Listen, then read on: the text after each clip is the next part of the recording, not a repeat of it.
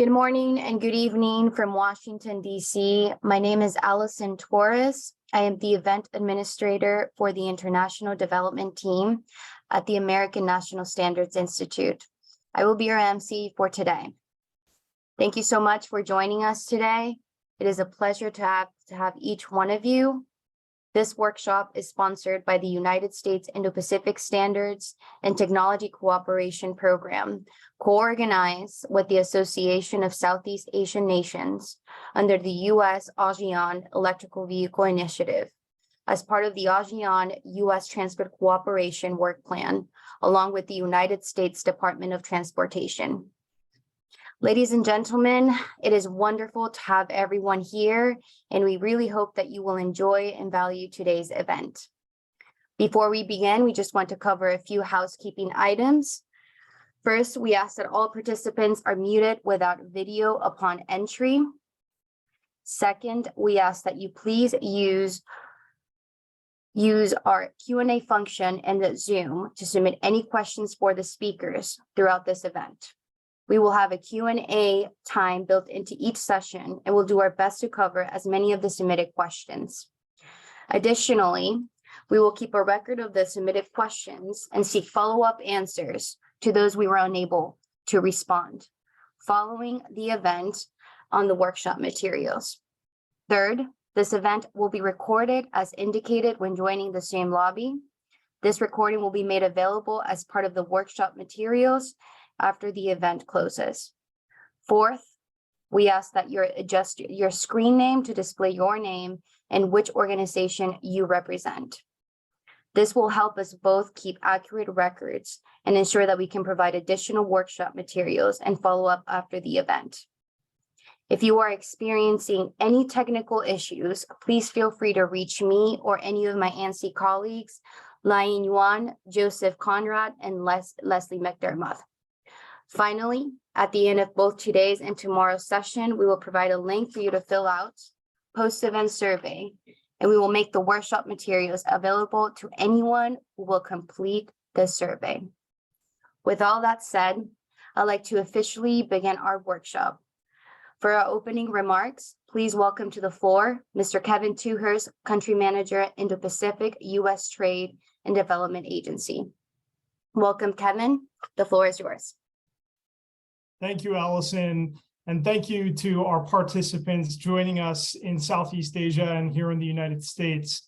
On behalf of the U.S. Trade and Development Agency, it's my pleasure to welcome you to this day 2 of the ASEAN-U.S.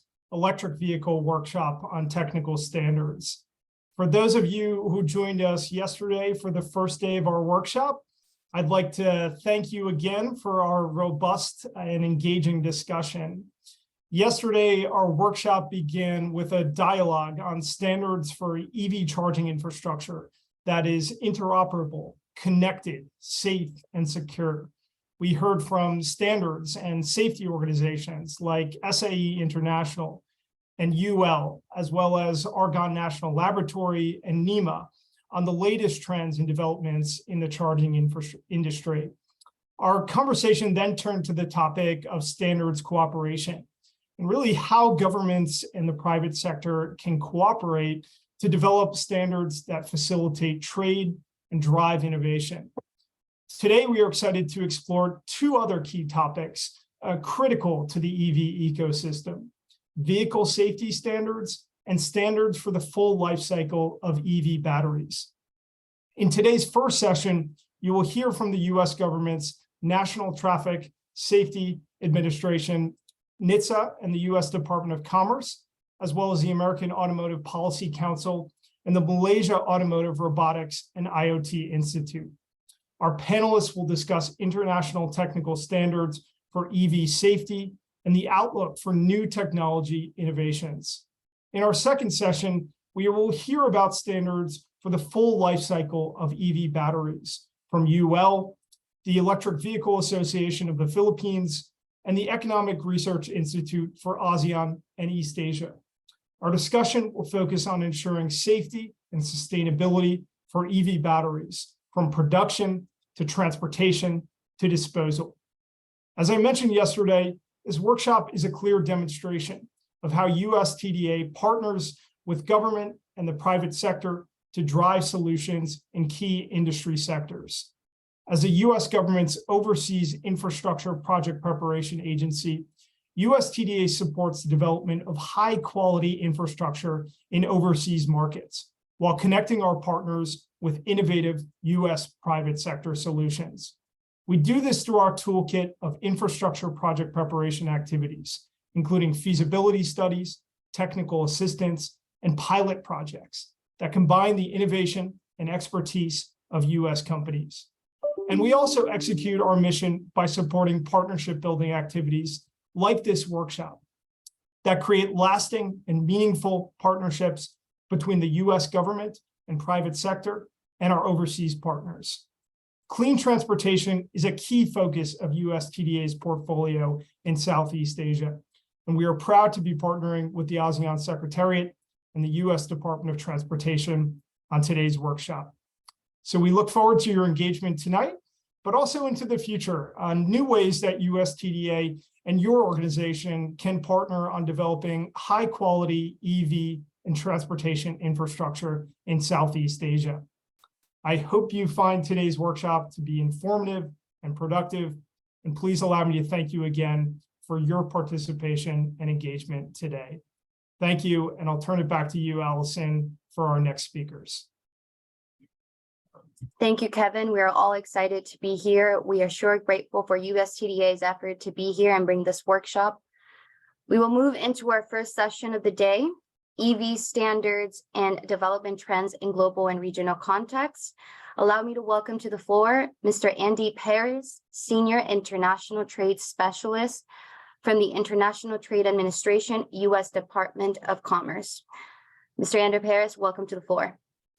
Thank you very much, Allison. Good morning and good evening, everybody. It's a pleasure to be here. I'm going to announce a quick change. We're going to change our order of presenters today, leading off with Dermot Herring, because his presentation will provide some context for the other presentations that will be given. So I will lead off by introducing Dermot and allow him a chance to speak. So Dermot Herring started his career at Vehicle Safety and Regulations at the South African Bureau of Standards. He later joined Volkswagen of South Africa before moving to Delta Motor Corporation. Dermot then moved to Australia with GM Holden, and in 2014 he was promoted to Director of Regulatory Development with General Motors International, where he had regional responsibilities for Africa, the Middle East, India, Asia Pacific, and Oceania. Dermot is currently part of the Global Automotive Auto Regs team and is a consultant to the American Automotive Policy Council. Dermot, the floor is yours. Thank you, Andy. Good to see you again, and good afternoon to everybody from Melbourne. All right, I hope everybody can see the screen there. Actually, I found yesterday's session to be really very good. When we think of standards, we have a tendency, from my perspective, from industry, to look at this in terms of just the vehicle. But looking at the EV and the infrastructure, we are just a small part of this particular venture. So I'm going to do a little bit of history here. This is an outline of the presentation.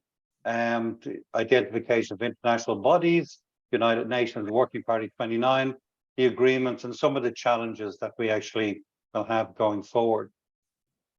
So I think if you look at it from global side, we've seen the exponential increase in vehicle trade, and that's been growing exponentially. There's the different requirements in different markets have added levels of complexity and cost for the vehicle manufacturers. Unique requirements, and we've seen this, and we see it currently. Difference in a two standards world has a tendency to limit the choice in certain markets. Most notably, as we move, we've got FMVSS and UNECE, and perhaps, the twain will meet at some stage. But in the 1980s, we saw a lot of governments holding dialogue, and more in particular around technical barriers to trade, was the UK and US transatlantic business dialogue between President Ronald Reagan and Premier Thatcher at the time. And with that, then various bodies were identified for different disciplines, petrochemicals, pharmaceuticals, etc. And for motor vehicles, United Nations Working Party 29, colloquially known as WP 29, was identified as the best option for the harmonization of vehicle requirements for safety, environment, and anti-theft. Before I move forward, I love when they got together to look at harmonization. I see that they actually couldn't agree on a common spelling for harmonization. So with that, we've got within WP29, we've got two main agreements that are of interest to us. There is a third one. It's the 1997 agreement for ADR vehicles, vehicles transporting dangerous goods. But for us, the two main agreements are the 1998 agreement, the Global Technical Regulations, and the 1958 agreement. That gives us UN type approvals, UN regulations. And of course, there's a system for the mutual recognition. And this is a very important agreement, the 1958 as well. So the World Forum, WP29, it meets 3 times a year. Within that, we've got the 6 GRs, the specialists, and multiple informal working groups coming off that. The expert groups, usually the GEs, a group of experts, and they also have input into this. And it's a very much a highly participative organization. You've got government, NGOs, industry, standards organizations, etc., looking at all the various disciplines that come together before we actually have a standard or regulation that is released. So it's very democratic in that respect. But looking at the two agreements, we can see here on the map that we actually have the 1958 and the 1998 together. So you see Australia, Europe, Russia, South Africa, Nigeria, they have signed both the 1958 and the 1998. Then we have a few that have just signed the 1958. You have Egypt, Ukraine, and it appears to be a few others there. Malaysia, or sorry, Thailand, and has done that. And then you have then the 1998 agreement only. And there you have the big players in China, India, and Canada, and the USA there. The 1958 agreement, as I said, is a very important agreement because the 1958 agreement actually makes, in a type approval environment, the regulations work. As we get into the 98 agreement, we'll talk about global technical regulations, but ultimately they end up in the 1958 agreement. And that, of course, then gives us access to creating type approvals. So we've got trade instruments enabling us to trade vehicles that satisfies the regulatory regimes in the various markets. We got a clearly defined certification process, both of the type approval and, very importantly, the ongoing conformity of production, which is contained within each regulations. And with the 1958 agreement, there is the obligations and responsibility when you sign up to that. So if you sign up to the 1958 agreement, you adopt a regulation, any regulation that you want to bring in your particular market should be part of the 1958 agreement, and certainly should not be in conflict with it. The 1998 agreement, on the other hand, then, which came obviously later, you've got the description of it there, but this gives us global technical regulations. And with the global technical regulations, we have input from a far wider audience. We have the majority of the 1958 participants, and we have then other entities such as China, India, and the United States and Canada, and a few others that are there. So we actually have global membership within the 1998 agreement. There's no certification mode. There's no MRA, no mutual recognition agreement. But most of the GPRs or the GTRs have been moved to the 1958 agreement and become UNEC regulations. And with that, we gain access to MRA and type approval, COP, etc. So when it comes to what makes up the 1958 and the 1998 agreement, the contracting parties, we got 57 members in the 58, but in reality, 30 members, and counting the EU, because they vote as a bloc and actually have a very big sway within the 1958 agreement, because the EU votes as a bloc. The 1998 agreement is a little bit more egalitarian insofar as that the EU has only a smaller number of votes. So there's more consensus in that respect.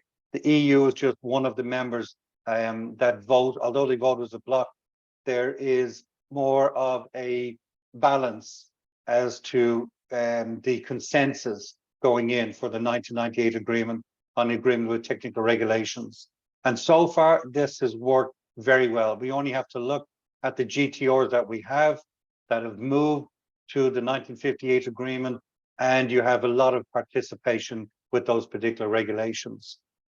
So there is a considerable overlap between the two agreements, but the 1990 agreement includes, as I said, the large key members, USA, China, and India. There's, for participants later on, they can click on the document that shows who's a member of what agreement and the breakdown of it.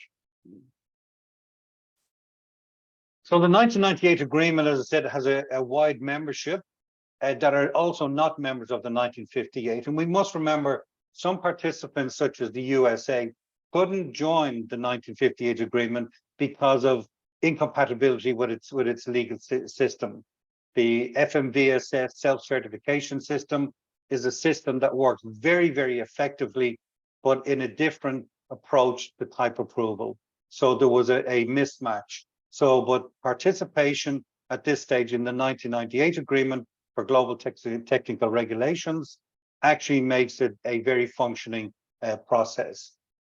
It's widely recognized now, and I have to say it is widely recognized by both the industry and the regulators, that all EV requirements for the vehicle are going to be set under the 1998 agreement.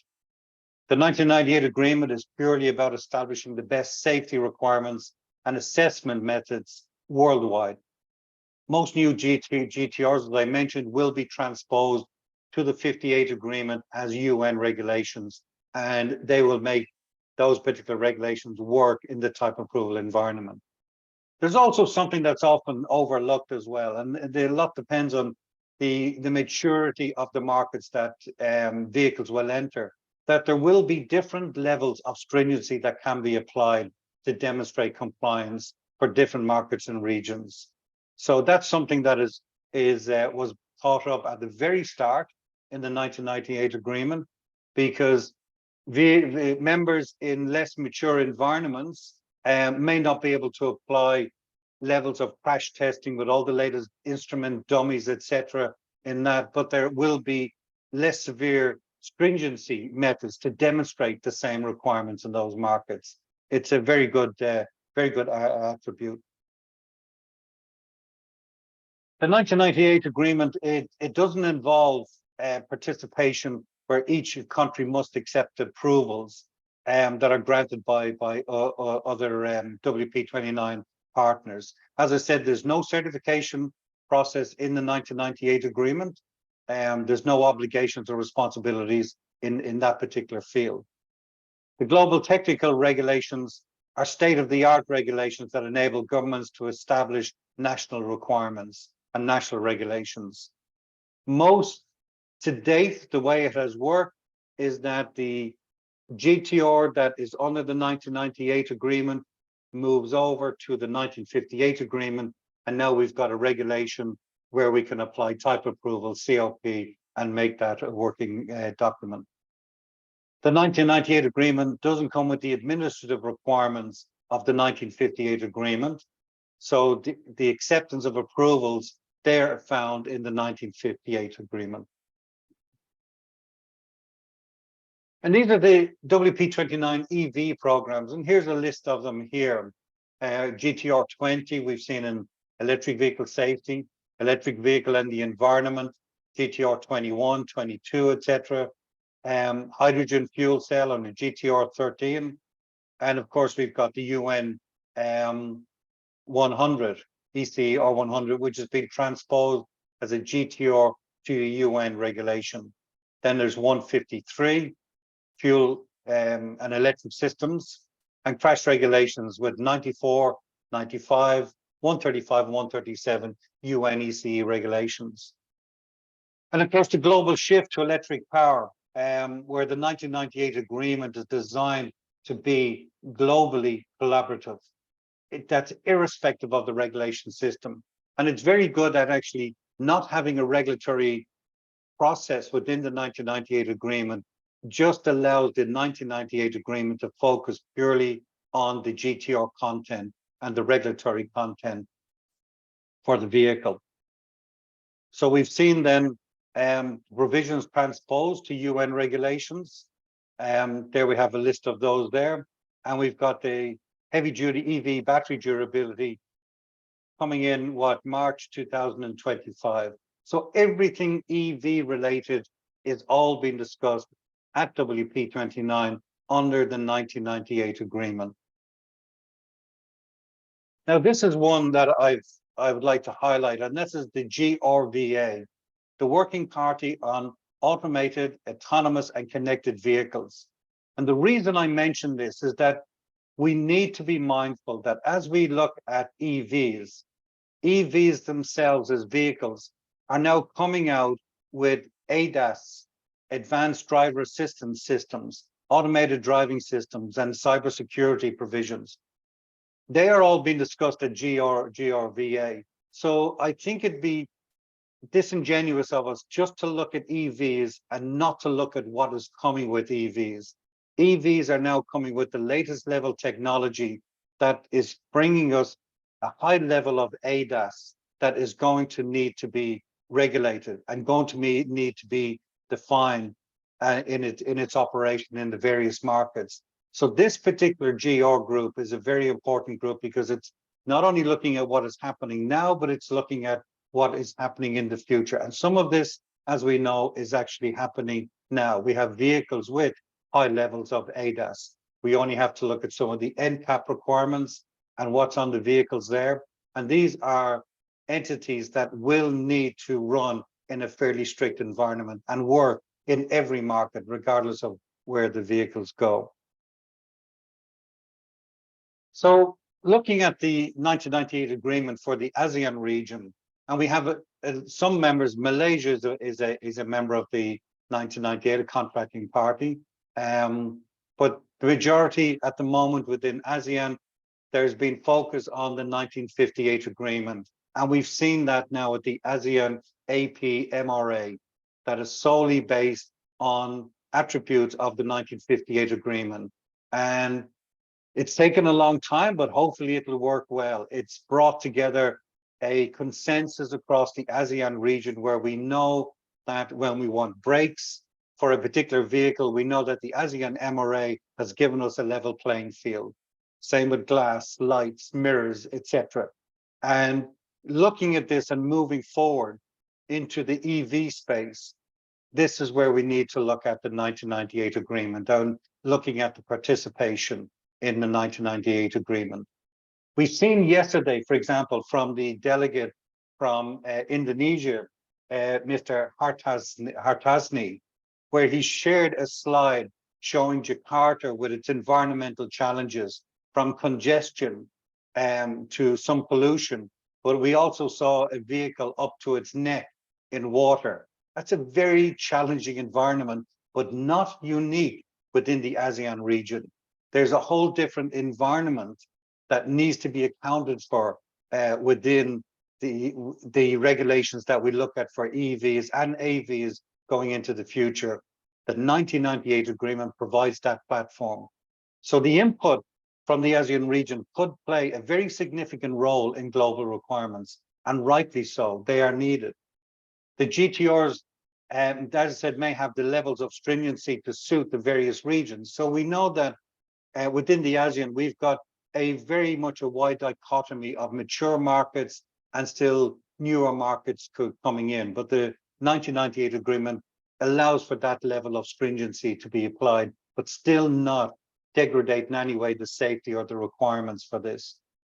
There's unique and regional requirements. We saw that slide yesterday with that. It allows for the best level of application of regulations for each ASEAN member. And it provides a level of certainty, both for the government and for industry, knowing what requirements are being considered that have unique ASEAN input and will be fit for purpose. And remember, with the GTRs, you can have a section within the GTR that actually applies to the ASEAN region. So but you have to be at the table discussing this and putting that particular position forward with that.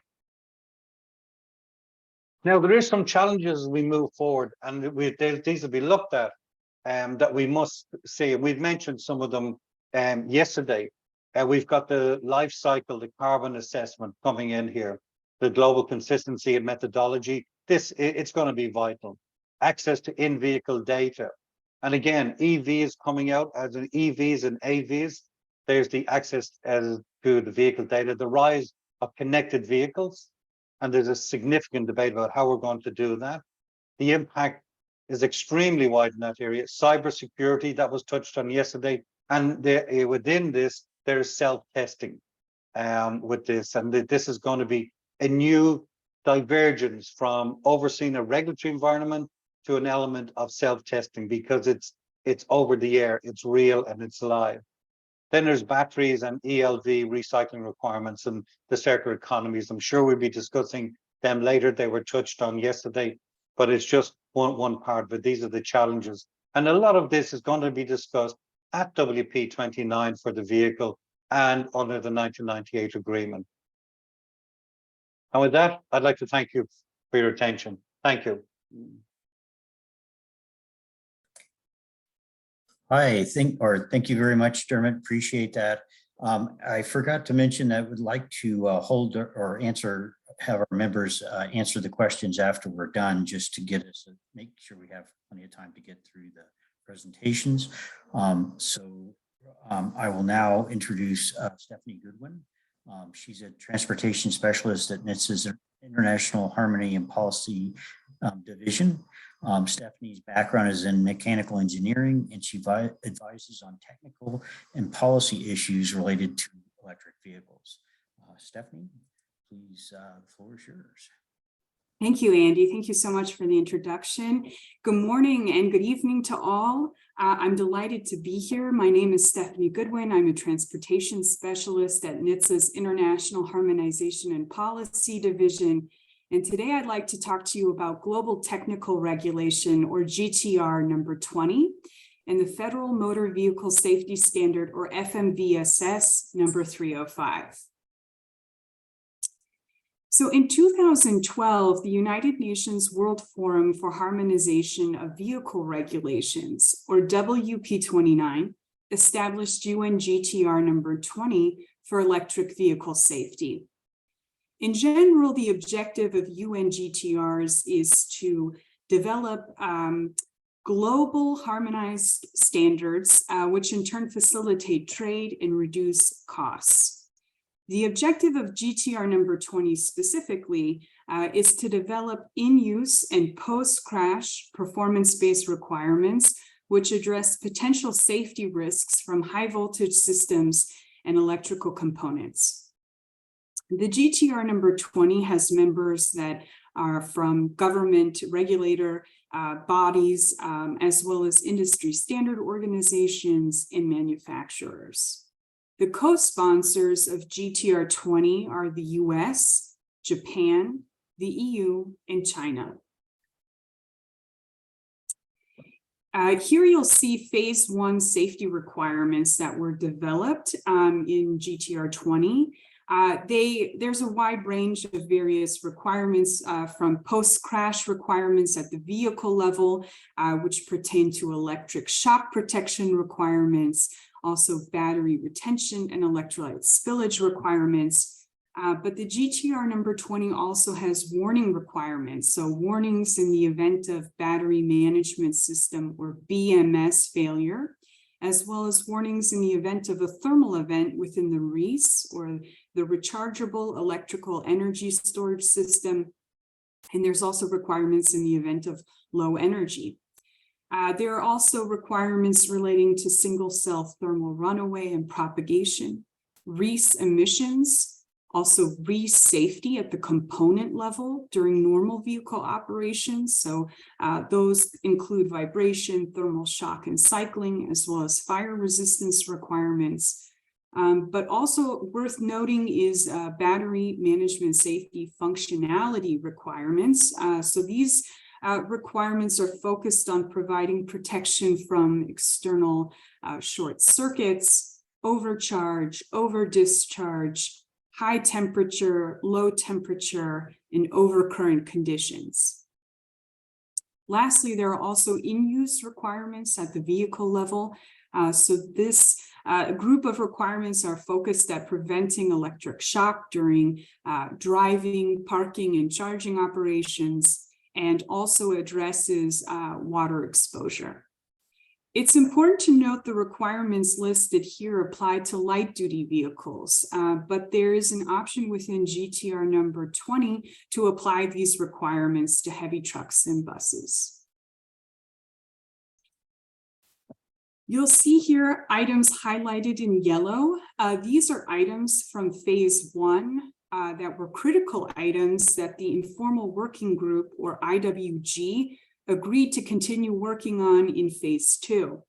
So presently the GTR is in phase 2, and the current items under discussion include single cell thermal runaway and propagation, emissions from the REES, vibration, and water exposure.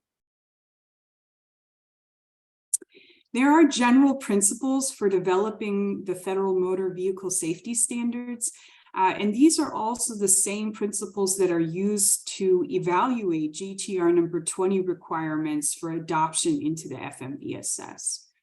So it's important that the performance requirement under consideration meet the need for motor vehicle safety. So there must be a need for mitigating unreasonable risk to safety.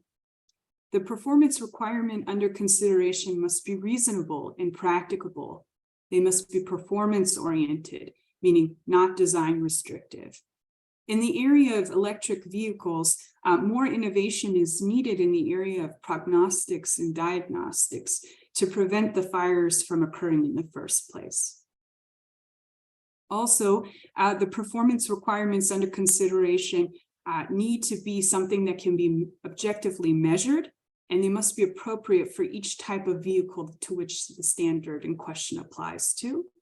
And they must be based on the best available scientific, technical, and motor vehicle safety information.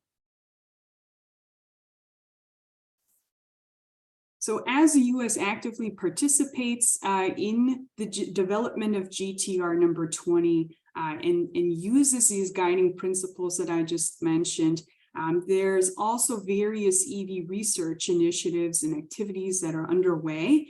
And these research areas help inform NHTSA's rulemaking activities. So there's a three-pronged approach that spans prevention, mitigation, and response to EV fires. So in the prevention category, you'll see that we have listed here battery diagnostic and prognostic systems are currently being investigated, as well as sensor evaluation and comparison. In the mitigation category, the focal points there are thermal runaway and propagation, as well as water immersion. And then the response category, there's a lot of efforts underway to understand and investigate first responder and post-crash safety, to include best strategies and tools to efficiently suppress EV fires.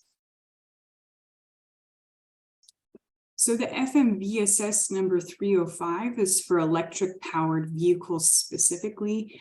And the current requirements provide protection against electric shock during normal vehicle operations and post-crash events.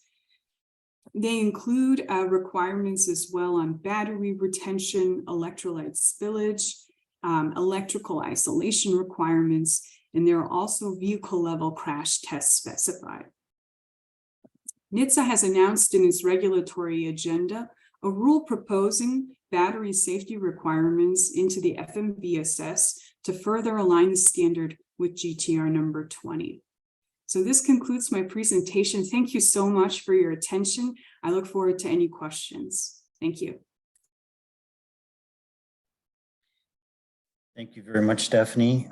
I appreciate your presentation, and I will turn now to Mode Cheryl Nizam Ben Sur. He is a Chief Technical Officer at MARI, the Malaysian Automotive Robotics and Internet of Things Institute.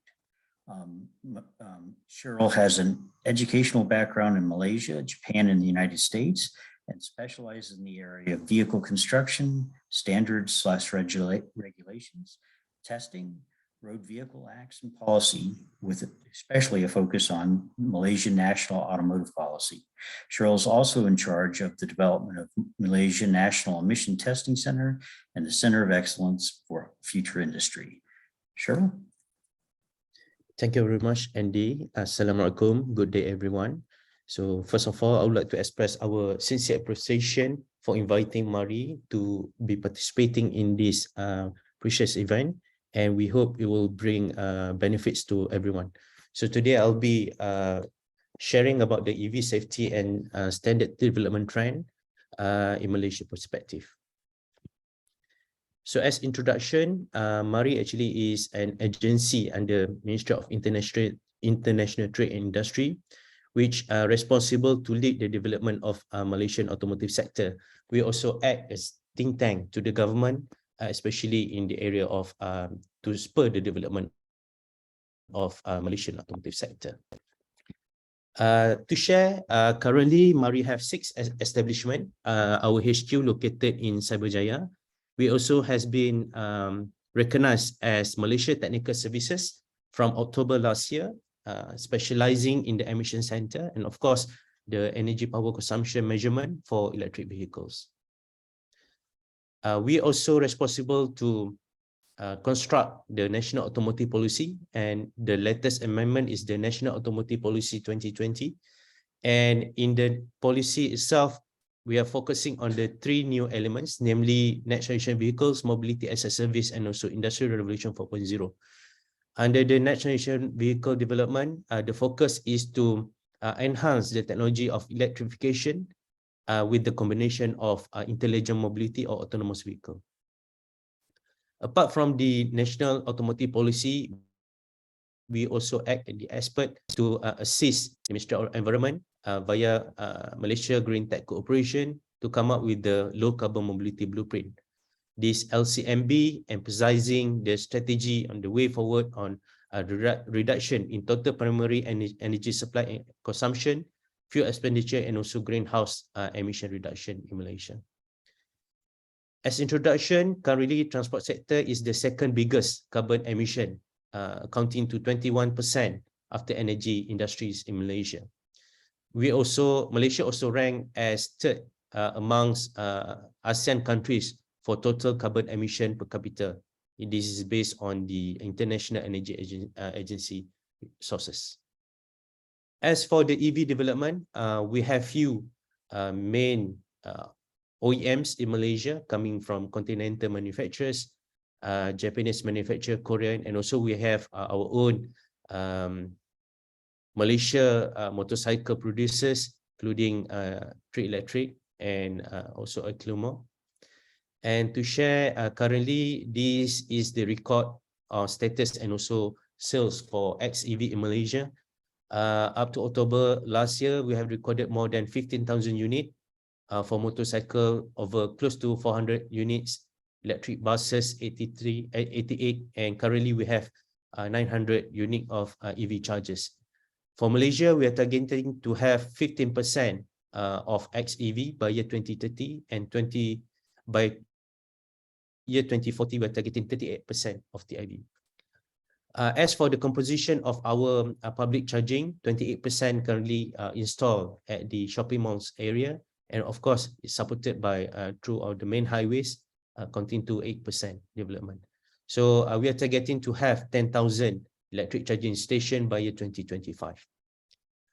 To further achieve the target of 15% by year 2030 and also 38% EV penetration by year 2040, we are currently facing a lot of challenges, especially in terms of the adoption of EVs, limitation of charging facilities, and also lack of talents for EV development. For that reason, we at the government level, we have identified the key implementation strategies, which include to provide better incentives, establishment of guideline roadmaps to support the development of EV charging station and also sustainability of the EV support system in the area of talent development. MITI are currently leading the National Electric Vehicle Task Force, and Malaysia Automotive Robotics IoT Institute, MARI, and also Standards Malaysia are working closely to develop the standards, technical specification, and conformity. So we have been mandated by the National Committee to develop the Malaysia standards in development. Our focus not only for product development or at vehicle level, but to spur the development at the EV ecosystem as a whole to accelerate the EV adoption. We also already identified the critical components development, and of course, to develop this Malaysian standard will be make reference to a lot of international standards, which include United Nations regulations and also GTR. Not only for Malaysia development, at the authority level, currently we are applying the total adoption of United Nations for the purpose of vehicle type approval. So this is an example of implementation for passenger vehicles, and you can see one of the mandatory requirement for passenger vehicle, if it is related to EV, it has been made mandatory to comply with the UNR 100. To complement the development of total adoption for United Nations regulations, Department of Standards Malaysia and MARI are working closely to develop the Malaysia standards. MARI has been appointed as the vice chairman and responsible for the technical development with regards to the automotive sector. For that reason, we have established a new technical committee specifically focusing on the electrically propelled vehicles. We also make the structure reference to the ISO TC22 SC37, and also make reference to the WP29/1950 agreement UNR 100 R153 as the main references, and also the GTR 20. For introduction, Malaysia standards development in principle will require are divided into two categories. For total adoption with the international standards, especially ISOs and also WP29 related regulations, it will require 4 to 9 months, while for indigenous standards, it will require up to 18 months process. And of course, these Malaysia standards will be gazetted under the Ministry of International Trade and Industry. These are the list of general standards related to EV, which include the electric motorcycle specification. We have introduced the first edition of MS2413 in year 2011, before the introduction of UNR 136. And then apart from that, we also have several other Malaysian standards, which include the power energy consumption, the motor vehicle aftermarkets, and also covering the sales requirements. As we are the contracting party to WP29, which include 1950 agreement and also 1998 agreement since 4th of April 2006, both United Nations regulation and GTR have been made as main references in Malaysia standards development. So this is an example when we developed the MS2722 regards to the energy efficient vehicle requirements.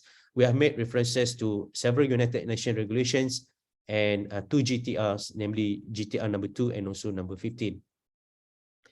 We also have identified the list of EV standards to enhance further the Malaysia standards development, which include the UNR 153. And then we also make references to several ISO IEC and also S8 standards. The future development focusing on the EV ecosystem, which include the Electric Vehicle Interoperability Center.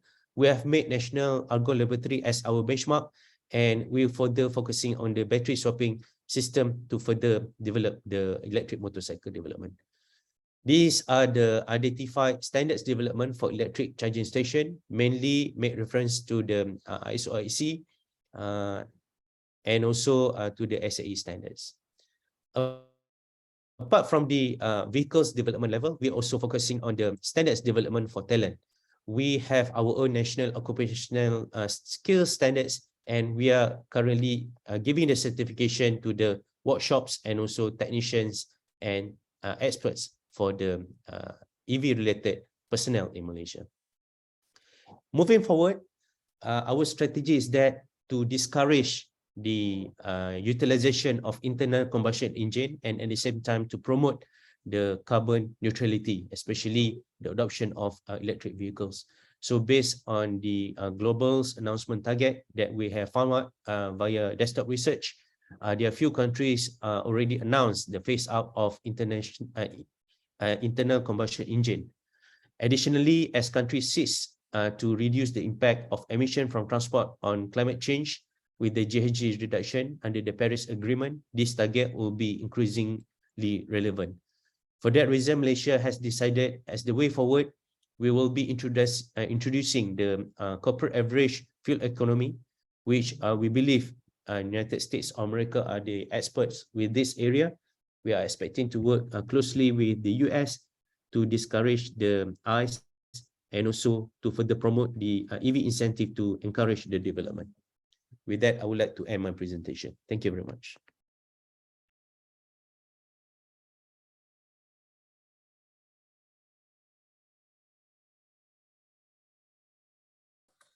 Sorry, thank you, Cheryl. Appreciate your presentation. Stephanie, Cheryl, Dermot, do you want to go ahead and turn on your video, and we can open up for the questions. I think the first question was whether or not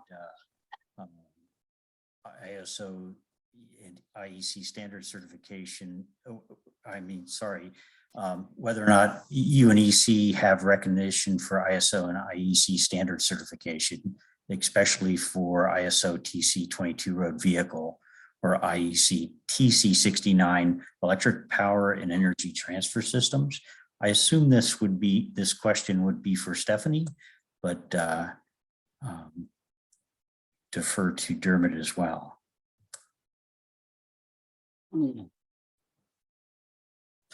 I assume it would be. Actually, I'm wondering if Bill Gauss is online. Yeah, I'm assuming it would. If it's referenced in the GTR, then it would be recognized under the UNEC, either the 58 or 98. But it really depends on what is needed to meet the GTR, I suppose. I think that's it, because it's a fairly wide question. One thing that we have to remember with the likes of WP29, most of the regulations stop short at the vehicle. So the inputs into the vehicle from outside are not covered at WP29. So if we look at the presentations that we had yesterday, which were fantastic because it covered the infrastructure going for the vehicle. Now we're looking at the vehicle. And I think a case in point is, for example, the number of different charging sockets that we have.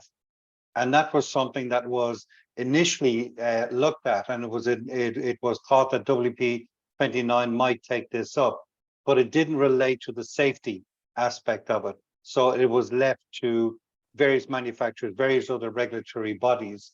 Now, ISO and IEC are represented at WP29. They are part of the input. So you might have ISO, IEC, SAE, and among others in UL inputting at the committee level, at the GR, at the GE level. So whether they're, and in some cases you do get certain ISO processes quoted in UN regulations and in GTRs. On this specific one, I can't answer that. It's not something I'm familiar with. Right. Referencing, I know that the communication standards for charging are IEC, ISO, I'm sorry, IEC and SAE are incorporated within those standards, but I don't know if that's actually part of the GTR. So unfortunately, I haven't read it. I do see there's another question here for Cheryl regarding when when Malaysia plans to introduce CAFE standards and when might an effective date for compliance be planned? Okay, for CAFE standards development, actually this project has been supported by United Nations Industry Development Organization, UNIDO, and MARI has been identified as the expert agency to introduce the CAFE standards in Malaysia. Our target introduction will be by year 2025. We'll be giving lead time, usually 2 to 3 years for industry to be ready with the CAFE implementation. Before that, of course, we are currently engaging with our expert domestically. We also would like to have close engagement with expert from NITSA, especially with regards to the CAFE development to expedite the development. Thank you. So Stephanie's arm of NITSA is works to develop CAFE, but I think Stephanie would need to, I'll defer to her on who to talk to on working on cooperation for that. Thank you so much. Yes, so I will definitely relay that to the team. The team sits literally, it's a neighboring team, so I'll be sure to relay the request, and I'm sure there will be room to have discussions and exchanges about the CAFE rules. Appreciate it very much. Thank you. So we have another question in here regarding requirements and preparations for the remaining ASEAN member states to accede to the 1998 agreement. I suppose that could be for Stephanie or Dermot. So Looks like go ahead, Dermot. what happened to the question? It disappeared. Actually, believe it or not, I think given the scope of the 1998 agreement, unlike the 1958 agreement, where there's quite a significant number of responsibilities and obligations, in the 1998 agreement there isn't that many. So to join the 1998 agreement is actually quite easy. Obviously, there's a process within each economy that has to go through, whether it's through foreign affairs and trade within the specific country. But as far as the requirements for doing it, just be a member, United Nations member, want to participate, sign up, and become an active member. As far as the actual obligations and responsibilities at this stage, they are minimum compared to the 1958. Yeah. Thank you, Dermot. Stephanie, did you want to add anything to that, or is that? No, I don't have anything further to add to that. Thank you. Okay. I do have a question for you, Stephanie. Based on your estimate, when would GTR number 20 phase 2 be completed? Thank you, Andy. So tentatively, it's projected to be completed in June of 2024.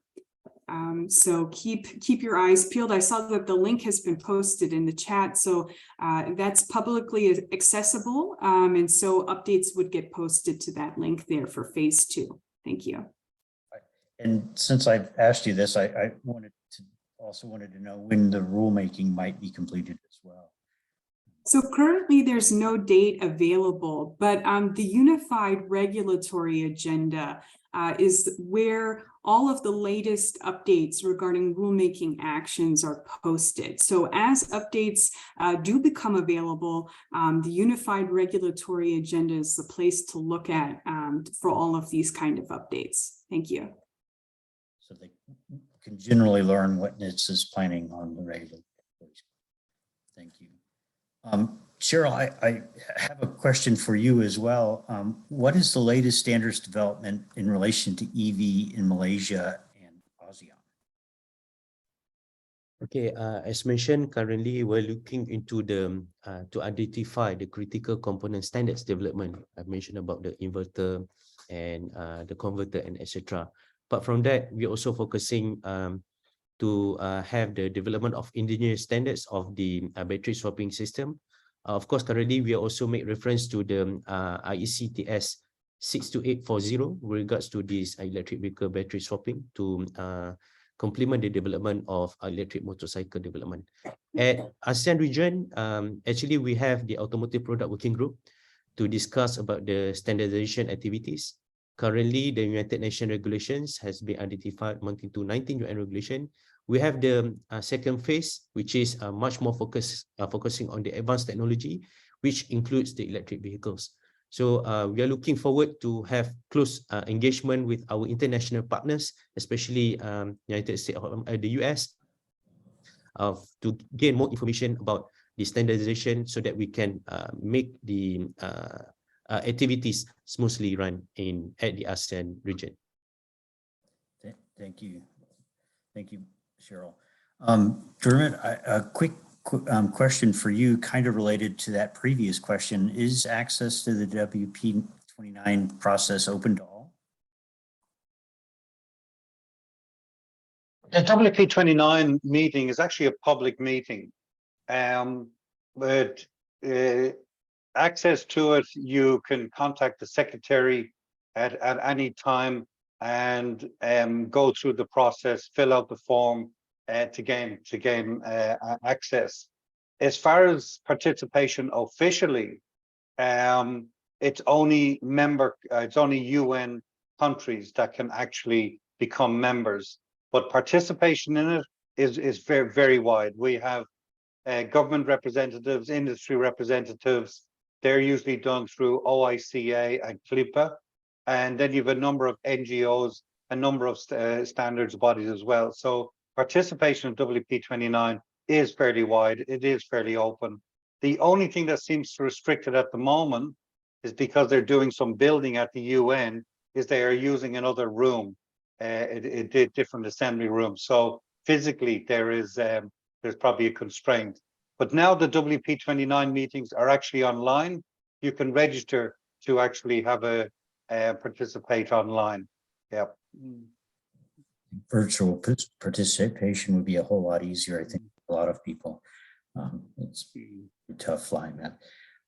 I just pulling questions from the Q&A. There is a question regarding battery swapping for electric motorcycles and the importance of standards on battery specifications. I'm not sure who that would be best answered by, but I'll throw that out there. If anybody would like to take it. I'm not as sure that battery swapping standards for motorcycles are really, I'm not sure any of our speakers here are really looking at that from a regulatory perspective. But I would assume that particularly from a marketing perspective, the ability to sell it, having standards or similar types of battery swapping, it would be difficult to do that without having some kind of shared standards. So from my understanding of the motorcycle industry, and we don't have anybody here that I think is a specialist in that. There are a number of different standards being proposed. I think Andrew, Andy, sorry, that's a particularly good one. But one thing we have to remember that with regulations is not everything requires a regulation. If Right. you look at battery swapping and battery standards, have a standard battery, most regulatory environments would be agnostic towards shape, make, fit, etc. You would have the regulations around the safety and the use of the battery per se, and to keep it design agnostic as to whether it's convenient, inconvenient, I think is not an issue for the regulatory environment. If it was inconvenient and unsafe to use, that might be something. But just because we have a battery, it's been swapped out, doesn't necessarily mean that there's the necessary requirements for a regulatory impact statement to say we need a standard for this.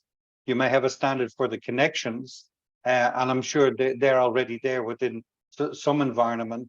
But I mean, the market is going to tell you that as much as anything. But as far as the operation of it, then to try and keep that as much safety related, but still agnostic towards the actual fitment and the design, I think the two are two separate items. Excellent comments. Thank you, Dermot. Cheryl or Stephanie, did y'all have anything more to add on that? Yeah, maybe I would like to share the technology from Malaysia perspective. As mentioned, the IEC 62840 gives the general overview for battery swap system, yeah, for the purpose of the swapping battery for electric vehicles. So what we are doing in Malaysia is that we already assembling our experts to look into the standards, but since this is not is confirmed can suit with our technology in Malaysia, what we are doing is that we are developing the adoption of this IEC and try to suit with our local condition, especially in terms of sizing and also the power flow to the electric motorcycle. So this project is expected to be concluded within this year. Then while waiting for that, then maybe afterwards we can share what will be the outcome of our standards development in Malaysia.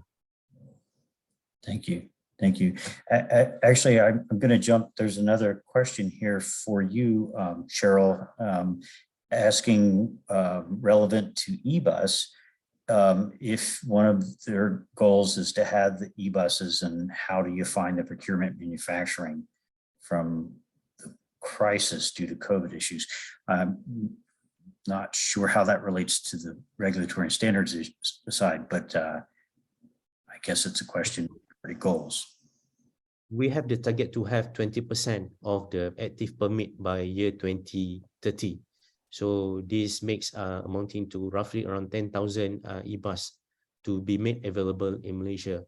We have started with a few research projects, yeah? Under the NEDO project, together with Japan, we're trying to make some investigation impact of the introduction of e-bus in Malaysia. Unfortunately, due to the weather condition, we are facing several challenges, which include the impact to the thermal management system, to the battery, that's hinder the development or the adoption of e-buses in Malaysia. With the latest technology and also various battery technology development, we are very optimistic that the e-buses adoption can increase significantly.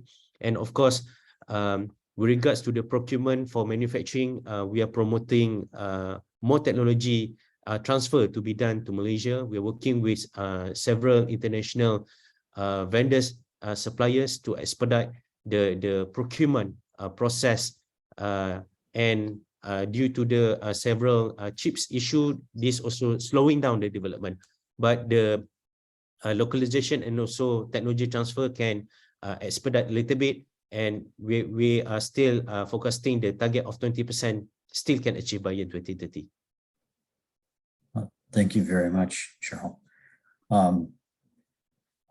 There's another question here, and I think this could be open to just about everybody, and it's whether ASEAN should adopt available international regulations and make some adjustments due to the priority economic deliverables this year on the EV ecosystem. And I think maybe Stephanie is in a good position to answer this one. I'm sorry, let me restate that, is whether or not there are international regulations available for EVs and whether ASEAN should adopt them. So GTR phase 1, so GTR number 20 for electric vehicle safety is published. I believe the link was shared earlier. And there are a huge array of requirements that GTR number 20 addresses. And so I think reviewing those and familiarization with those is a great place to start. Sorry, I hear some echo in the background, apologies. But I think in short, it's a great place to start to review and familiarization and join in the GTR discussions. I thought in Dermot's presentation earlier was really well highlighted that GTRs are global technical regulations. So these type of regulations are improved the more we have other countries and participants joining in and sharing their experience, sharing their field data, what they're observing in the field. These type of conversations in general strengthen the outcomes, strengthen the global technical regulation that's produced at the end. So I highly encourage any interested parties to do so, to join the GTR number 20 discussion, or if there are other GTR topics of interest. There's just so many electrical vehicle topics that are kind of rapidly evolving. And I thought also in Dermot's presentation, the comment about autonomous vehicles and whatnot. I mean, we're just at a point in time where so much is evolving rapidly. And the more conversation, the more exchanges, the more discussion and data sharing that can happen, all lead to a strengthened global technical regulation. Thank you. Awesome. Thank you. Dermot, Cheryl, did you have any more to add? Yeah, that's actually it's a very good question, and Stephanie is quite right with the sharing. Within ASEAN, we know that the 1958 agreement, the type approval environment, flexible regulatory environment is very important. We've seen this with the ASEAN MRA.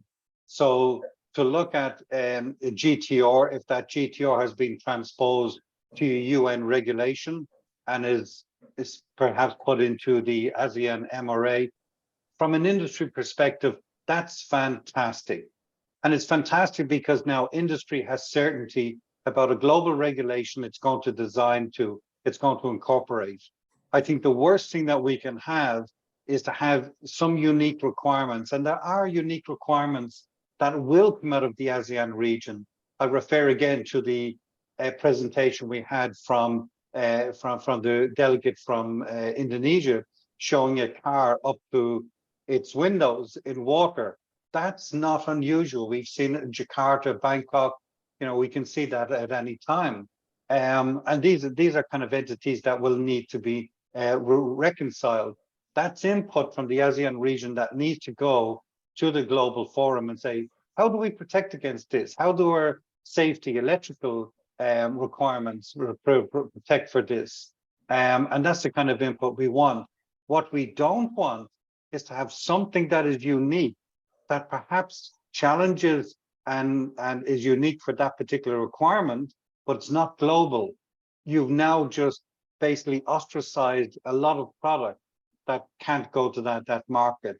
So whatever you think is unique, the 1998 forum is the ideal forum for sharing that, having it incorporated, so that industry and everybody else can recognize it and be ready for it.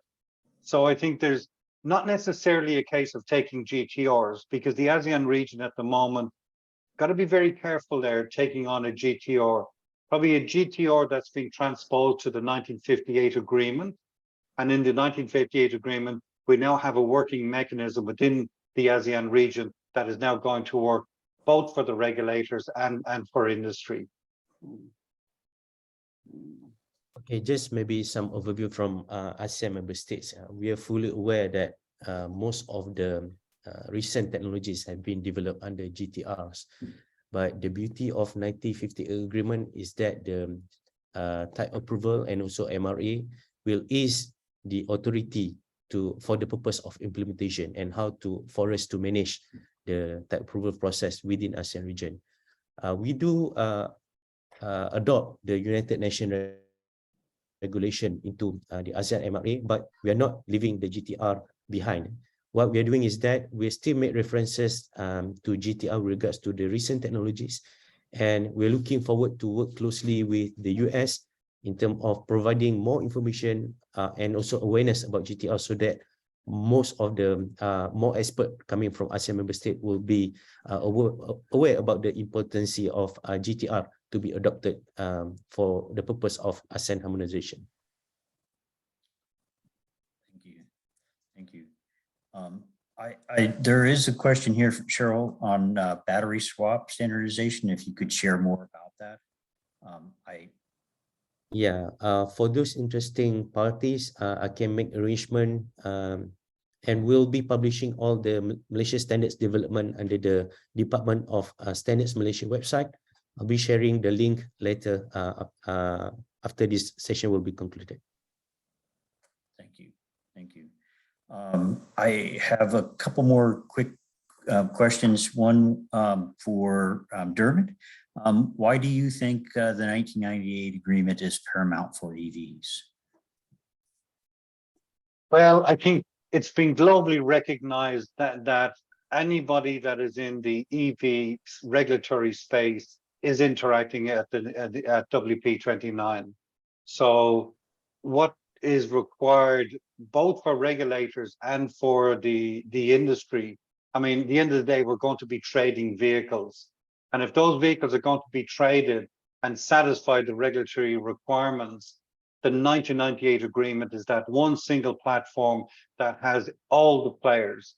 We've got all the major players, and we need more is needed if there's any unique environmental requirements that are there. So the 1998 agreement is basically the only dance in town when it comes to regulations that are going to enable a vehicle to be sold in one market and satisfy the regulatory requirements in that market with that. So that's really why the 1998 agreement is the only one. Thank you. Thank you, Dermot. Stephanie, did you have anything you'd like to add to that, or? Sure, yes. So I think one other item to highlight is the rapid pace at which electric vehicle technology is evolving at. We're still at the GTR 20, there's a lot of discussion about data collection and what's going on in the field to help inform a lot of these requirement directions and discussions. So the more exchange we have on data, the better. Data will help drive sound policy. So I just wanted to add that. Thank you so much. Thank you. Thank you. I have one final question for Cheryl. What is the key focus of the government of Malaysia with regards to the latest technological trends and ways forward? Okay, as mentioned, all the key focus for Malaysia government with regards to automotive are depending on the national automotive policy. So in my presentation, I already highlighted the focus will be in the three new elements, namely the next generation vehicle, which is the combination of the advanced powertrain system, especially electric vehicles and intelligent mobility, mobility as a service, and also industry forward. As mentioned by Stephanie, now data collection become more crucial for us to construct better policy. So for that reason, we are trying to integrating the whole ecosystem with automotive industry. And then this also become the key focus for Malaysia. Thank you. There is another couple of questions here on Q&A.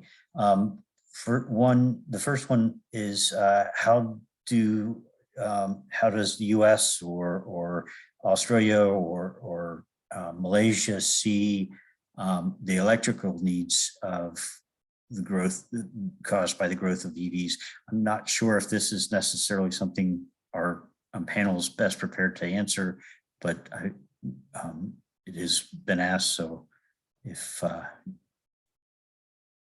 you have, I'm assuming, Cheryl, you're probably best capable, unless Stephanie, are you aware of any? I was going to say this question is probably a great question for our counterparts at the Department of Energy. So perhaps we can relay that to our colleagues at the DOE who can provide insights. NHTSA is very focused on the vehicle side of things. So I think that question could perhaps be routed to the Department of Energy for additional details. Thank you, Stephanie. And so, unless you wanted to add anything, we can move on to the next question, and that was whether or not any of the countries here have experience legalizing combustion to EV conversions. So, and for Malaysia, actually, we do have some prototyping development before we can introduce the new rule to legalize the conversion of ICE to EV. Recently, we have made benchmarking to Thailand, Indonesia, and also the UK to look into the development. And under the National EV Task Force, we're also discussing about this conversion, but together with Road Transport Department. However, this rule has not yet been finalized and will require a lot more time for us to look into, especially in the area of safety verification. Thank you.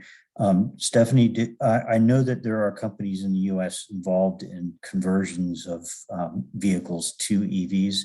I'm not aware of, I'm assuming that it's just has to meet the relevant FMVSS, and so long as they don't take it out of compliance, they can continue to do that.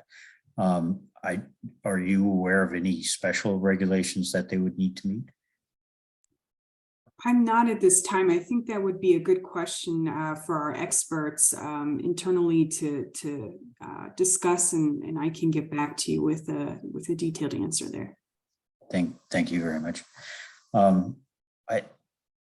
I do not myself have any more questions. I wanted to leave the floor to the three of you if you had questions for each other. And if not, I'm not seeing any other additional questions. The cafe question, I think you answered that you were going to try to send information to regarding that. Yes, correct. That's correct. So I think we don't have any other questions in the Q&A, and I assume that we should go ahead and end the panel and let the next panel start. So I think they wanted us to take a group photo. Yes, thank you, Mr. Andy Paris. And yeah, if everyone can give me their best smile, we're going to take a quick group photo. And I'm going to get a screen. Okay. Group photo in 3, 2, 1. Awesome. Thank you to all of our speakers and to everyone who submitted in the Q&A questions. Before we move forward, now we'll be pressing into our final session of today, the developing standards to support the full cycle EV batteries. Please welcome to the floor, Aloysius Joko Porwanto, Energy Economist, Economic Research Institute for ASEAN and East Asia. Welcome to the floor, Mr. Joko.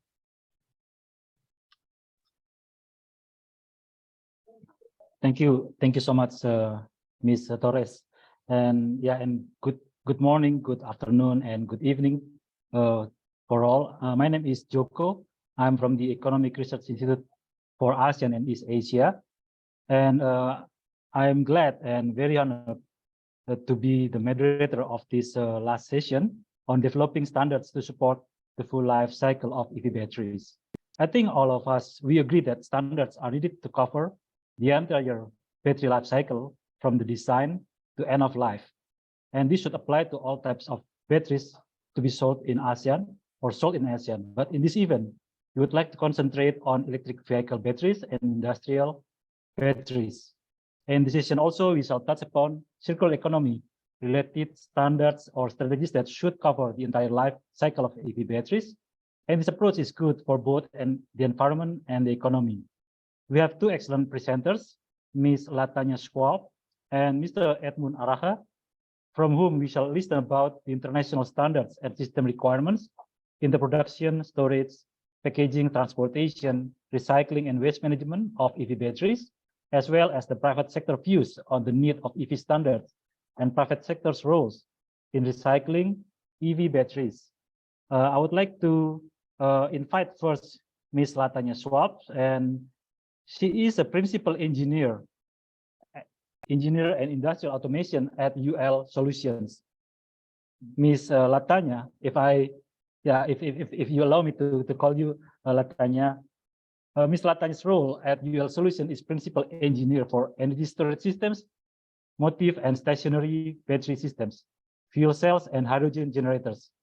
She represents UL Solutions on a variety of UL standards, technical panels, as well as other industry standards and battery committees, as well as representing UL Solutions at public battery and energy storage related seminars and events. Ms. Latanya is responsible for the UL certification categories related to these batteries, energy storage, and fuel cell standards and standard development and revisions. She studied at Northwestern University and has a bachelor degree of science in electrical engineering. So, Ms. Latanya, you have the screen. Thank you. Well, thank you very much, Joko. I wanted to see, is the team sharing my screen, or should I share my screen? Just let me know. Thank you very much for bringing those up. I do appreciate that, Joko. Thank you very much for the introduction. And again, I want to thank the team for inviting me here to speak. And again, good morning, good afternoon, and good evening to everyone here. Again, my name is Latanya Schwab, and I'm here to present the standards supporting the life cycle of EV batteries. If we go to the next slide, please. So this is our agenda, what we are going to discuss today. We're going to touch on the life cycle for EV batteries, starting with the cell safety, EV safety, moving on to repurposing, and then we'll touch a little bit on standards development. And then after that, as time allows, after my colleague presents to, my counterpart presents this evening, or today rather, after they present, we'll have time for questions as well. Now, mind you, this is an overview, so nothing is going into in-depth details, but just want you for the different standards that we have that are related to battery life cycle. All right, so next slide, please. So when considering the life cycle of an electric vehicle battery or an EV battery, we should definitely start with the source, which of course is the cell. The standards that are listed here, such as IEC 62660-1, -2, and -3, they cover secondary lithium-ion cells that are used for the propulsion of EV. And this series of standards, they not only cover the safety requirements for these cells, but they also cover the reliability and abuse testing and performance testing for them as well. We have IEC 62619, which covers the safety requirements and tests for the safe operation of secondary lithium-ion cells and batteries that are used in industrial applications. So this standard covers both cells and batteries that are used for stationary and motive applications. And those motive applications will be something other than an EV that you would see on the road. These covers electric vehicles such as forklifts or golf carts, automated guided vehicles, or railway vehicles, or even marine vehicles. And then we have IEC 6260, which covers the markings, tests, and requirements for lithium cells and batteries that are used in such industrial applications like the ones I just mentioned. And we also have UL 2580, is where I'm from, UL Solutions. We have UL 2580, which is UL standard for batteries for use in electric vehicles. Now, while it does say electric vehicle batteries, the standard does cover those batteries, but the standard also includes cell requirements as well for certification of cells used for EV. Another standard that's probably very prevalent and been used for a number of years now, but we also have UN 38.3, which is another standard that's used for the safe transport of cells and batteries. So while cells and batteries are not certified to the standard, the testing that's done for those does at least promote the safety of cells and batteries when they're transported over land or by other means. So next slide, please. But once we put those cells together, they move on to their next phase of life, which is known as the battery phase, if you will. So that's where you have your EV battery. And again, there are many standards that cover battery safety. We have UL 583, which is the standard for battery-powered industrial trucks, such as forklifts or commercial floor cleaning machines. We have UL 2271, which is the standard for batteries used in light electric vehicle applications. And this standard, again, is for batteries that are used in vehicles that are not intended for on-road use. So again, your golf carts or walk-behind types of lift trucks or pallet jacks. UL 2272 is the standard for electrical systems for personal e-mobility devices. So this standard covers consumer mobility devices with a rechargeable electric drive train. And this standard covers a mode of transportation that's very popular in the ASEAN region, which are those electric two-wheelers or such as electric scooters and personal e-mobility devices. So in fact, UL 2272 has been referenced in Singapore regulation for personal mobility devices since 2019. In this area of the world where these types of transportation devices, personal transportation devices are used, or mobility devices are used, there's been a large number of accidents, an increasing number of accidents and incidents globally, not just in the ASEAN region. But due to the increasing number of accidents, the Singapore regulation has referenced UL 2272. So adoption of safety standards such as UL 2272 for personal mobility devices can address safety concerns that could potentially lead to fatalities. UL 2849 is another standard that covers another popular mode of transportation, which is for e-bikes. So like UL 20 certification to the standard for the electrical drivetrains for e-bikes is another one that can help to prevent fatalities, accidents, loss of property, or injury to people. In fact, in the US, the Consumer Product Safety Commission released a letter in December 2022 urging e-scooter, hoverboard, and e-bike manufacturers to ensure their product lines comply with voluntary safety standards such as UL 2272 or face possible enforcement action. Specifically, the letter has stated that compliance to applicable UL safety standards such as these listed here, 2272 and UL 2849, significantly reduce the risk of injuries and deaths from micromobility device fires. So furthering UL Solutions work in the micromobility arena, UL is also working on a standard that covers the electrical system of electric motorcycles and electric scooters under a standard that will be called UL 2850. We've already mentioned UL 2580 on our previous slide, which covers batteries for use in electric vehicles. So those are those on-road vehicles that you see.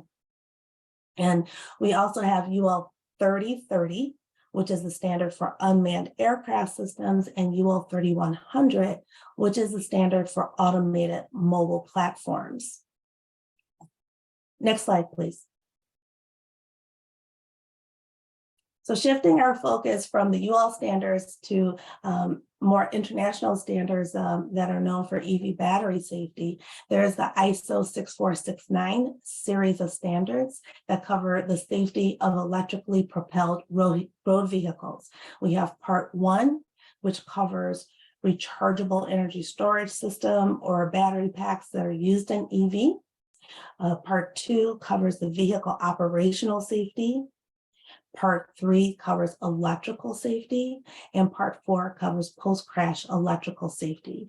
And these series of standards focus not only on the battery pack itself that's used in the EV, but the overall EV system safety.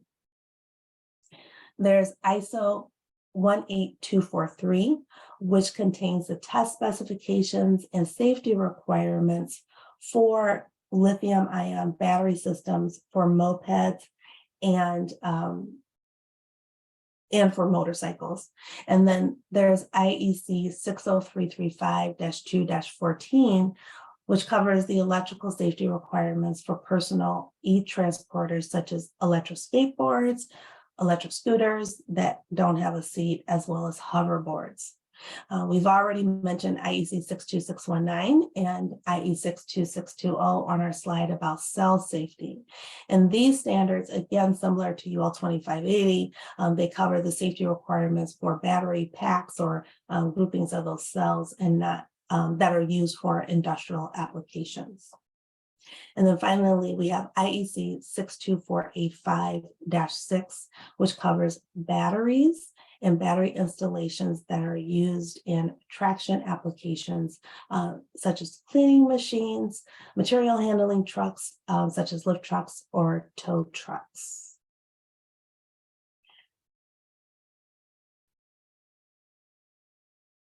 So once an EV battery has reached its end of life in the vehicle, there's potentially plenty of energy that's left in them that can be utilized in different ways, so a different application. And that is something that brings into the focus, thinking about repurposing or second life for EV batteries.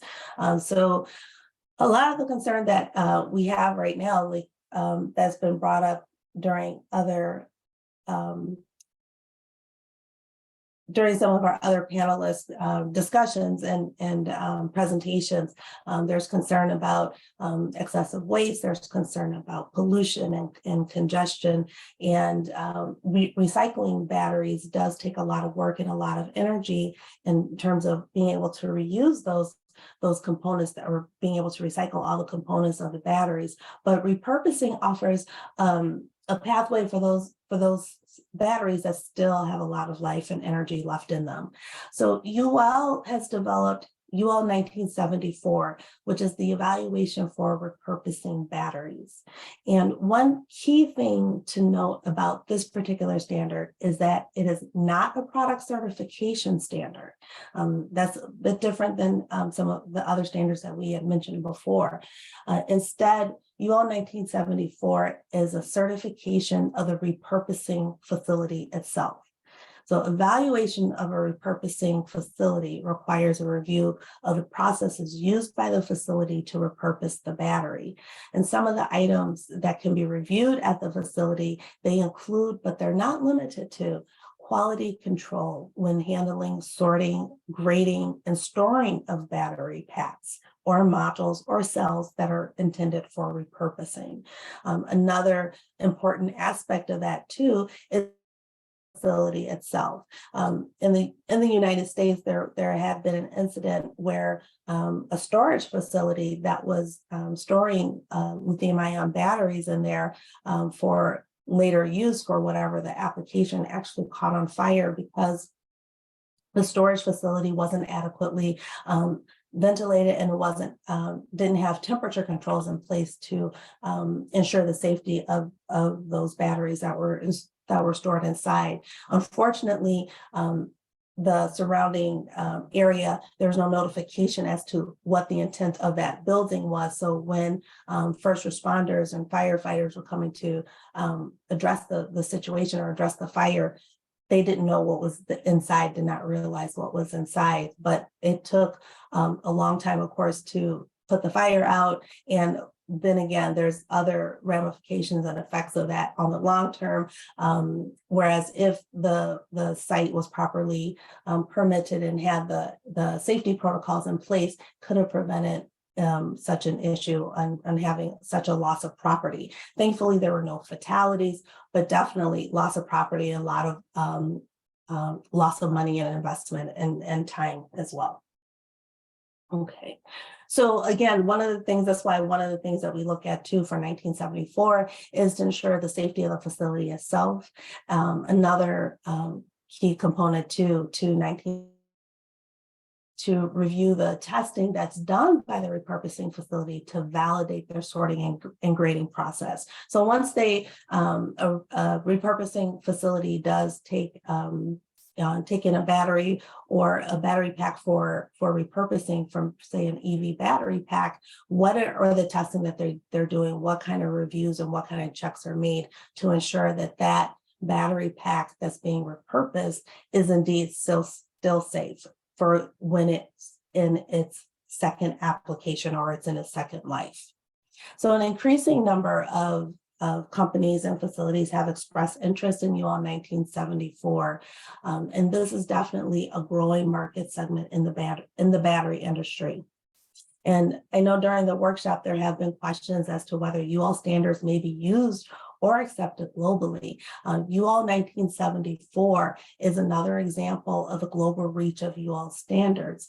In November, just this past year, UL 1974 was officially adopted as a Philippine national standard called TNS UL 1974. And then on the international front, we have, again, IEC 63330 and IEC 63338, which are both under development. But these standards address the requirements for the reuse of secondary batteries and general guidance on reuse and repurposing of secondary cells and batteries. So again, the thinking about repurposing, that's on the forefront of everyone's mind. Even with the EV battery the EV manufacturers themselves, as their cars, the batteries are approaching their end of life. How can we reuse or how can we repurpose these types of batteries so that way they don't go in terms of waste, but they can definitely be used in different applications and have continued use for that as well. So it's important to have safety requirements for those repurposed batteries and cells as well. And also to ensure that when they are repurposed, they're coming from a certified repurposing facility or from a facility that practices good, basically repurposing processes to ensure the safety of those batteries. Because for UL, once those batteries, for example, in one of our other standards for stationary batteries allows for the use of repurposed batteries. And those batteries that have been repurposed are required to go through a UL 1973 certification to ensure that the repurposed battery can still withstand the rigors of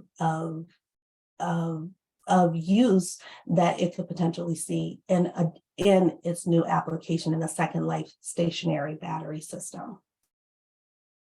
And next slide, please. So I just wanted to touch on too, when it comes to standards development, we've heard a lot of different standards about a lot of different standards development organizations, of which UL Standards and Engagement is one such organization. We've heard of ANSI, we've heard of IEC and ISO and others that role in the development of consensus standards. And our UL standards are a consensus standard as well. And what that means is that our standards are developed as part of a committee. So there are committees that are like a technical committee or a standards technical panel, as we call them, that are participating in the development of the standards. And those committees consist of a wide variety of stakeholders that have expertise in the area covered by the standard. So regardless if it's a standard developed by UL, we have members on our technical panels that are they're producers or they're manufacturers, or they can be consumers, or they can be testing organizations that actually are involved in the process and involved in that particular industry. So if it's an EV battery or if it's a forklift manufacturer or things of that nature. So there's a wide variety of representation on our standards committees and on many of these standards committees. So the requirements that go into those are voted upon and agreed upon as a committee. So standards that can be used to evaluate EV batteries, those are used, and basically the standards are developed such that they have a defined accepted level of safety. So the test programs or the test protocols or test parameters that you may see or construction requirements that you see in a standard, again, because the standards are developed by people who work in those industries and utilize these types of products and see these types of products in their industries, they have certain level of safety requirements for the potential application and the use and the abuse that it may see. So you typically cover both the US and Canada, and they are generally acceptable globally. So even though that's the case, I think UL's 1974's adoption in the Philippines and UL 2272's adoption in Singapore are just two examples of how UL's standards development work and our UL standards are increasingly recognized globally, especially in countries and emerging areas that are future focused on a circular battery economy. So UL solutions, we also, in UL standards and engagement, but we also do participate and are involved in other standards development organizations, and we're involved with various standards committees. And I think one of the things that are key takeaways, I think that we can hopefully heard a lot about is that collaboration is through the participation in various standards organizations. We heard about the UN ECE standards and the working group that we had talked about prior to this session. And then we've heard about SAE, we've heard about ANSI, we've heard about ISO, we've heard about IEC. All of these groups, there's participation amongst all these groups that invites collaboration from participants globally. And even our UL standards, with our standards development, we do have global representation even on our standards that are utilized in the US and in Canada. Because there's a global market nowadays. No one is strictly selling in one part of the world anymore. It's a global economy, it's a global market. So it's very important, again, I think, to have that global representation on our standards committees and on those standards panels. And I think that's really what's helpful in order to make the standards to support, especially looking at different regions, to make sure we're addressing those safety concerns regions and different applications as well. So that's next slide for me, please. And that was all I had. So I do thank you everyone for your attention this evening, and I'll let you turn it back over to our moderator, Shoko. Thank you. Thank you so much, Latanya. I think it was a very interesting presentation from you, and we see that in fact standards that exist currently have covered quite comprehensive types of EV, and it is very interesting also to know that light electric means of transport have been also covered by those standards. And you said that really correctly that ASEAN will be interested in to know about the use of the standard and how to adopt those standards, because ASEAN countries are really dependent on these power two-wheelers, e-bikes, e-motorcycles, and as well as the some countries are very keen to develop application-based shared e-bikes, e-scooters, or e-mopeds, as well as to use this kind of two-wheelers or light means of transport to deliver commercial goods. And as well, it is interesting to know also that there are also already standards to repurposing of battery. I remember 5 years ago, I visited Mongolia, not ASEAN countries, but Mongolia, where they imported a lot of Japanese mark hybrid electric vehicles, but they don't know how to deal with the waste of the batteries of those electric vehicles.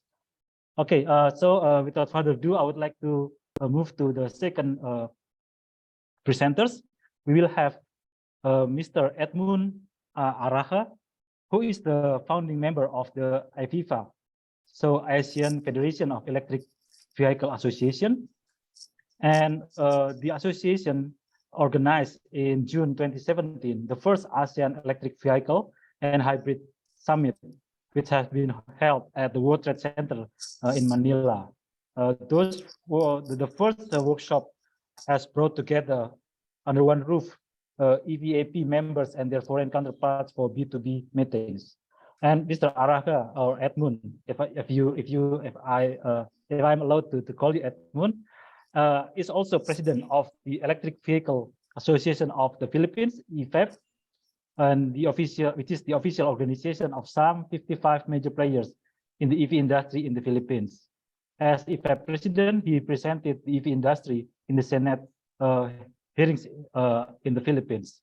He's also advocating both in Congress and Senate for the passage of the electric vehicle and hybrids incentive bill that will grant fiscal incentive for both manufacturers and users of EVs and hybrids in the Philippines. So Edmund, the screen is yours. Well, thank you very much, sir. A pleasant good morning, good afternoon, and good evening to all. It is our pleasure to speak before you on this workshop. Allow me to introduce myself. I'm Edmund Aranga, President of ASEAN Federation of Electric Vehicle Associations, and also leading the PAC of Electric Vehicle Association of the Philippines. We are representing the private sector, consists of manufacturers, distributors, suppliers, academics, and advocates who has the passion to cover to the future of electric vehicle industry in the region. Currently, we are composed of member countries from Malaysia, Philippines, Thailand, and Singapore, wherein we intend to invite other ASEAN countries in forming their own industry association. Through creation of the association, through sharing, promotion, facilitation of best practices, research and development, and industry networking. Can you post the slide, please?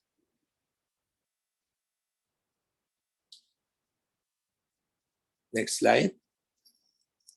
As for our initial achievement as AFEVA, we were able to establish the policy guidelines for electric 2 to 3 wheelers for Southeast Asia, wherein it is being sponsored by United Nations Environment and Program through the efforts of the key member countries that participate during this course of event.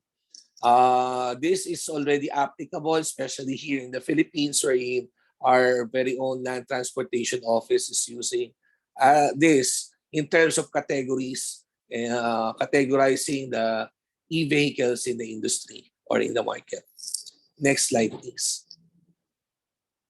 Well, for one, we have to come up with our own understanding of what are the EV adoption trends. At present, there were about more than 26,000 that is registered under the Thailand market. In Philippines, there were about 13,934.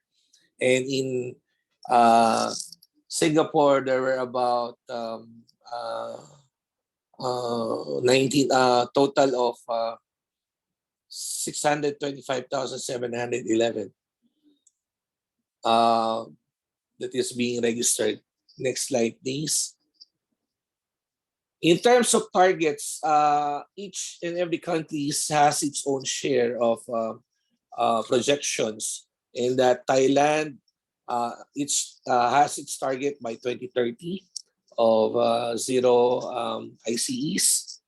In the Philippines, EV stock market by 2030 would be at 6.6 million. And Singapore has announced that the complete phase out of ICE vehicles by 2040 or 100% of EV sales by 2031. Next slide, please. To give you a better background, as mentioned, as introduced by our host, in the Philippine setting, we were able to secure the EVIDA law or Electric Vehicle Industry Development Act, Republic Act 11697. This is a law already that is being implemented.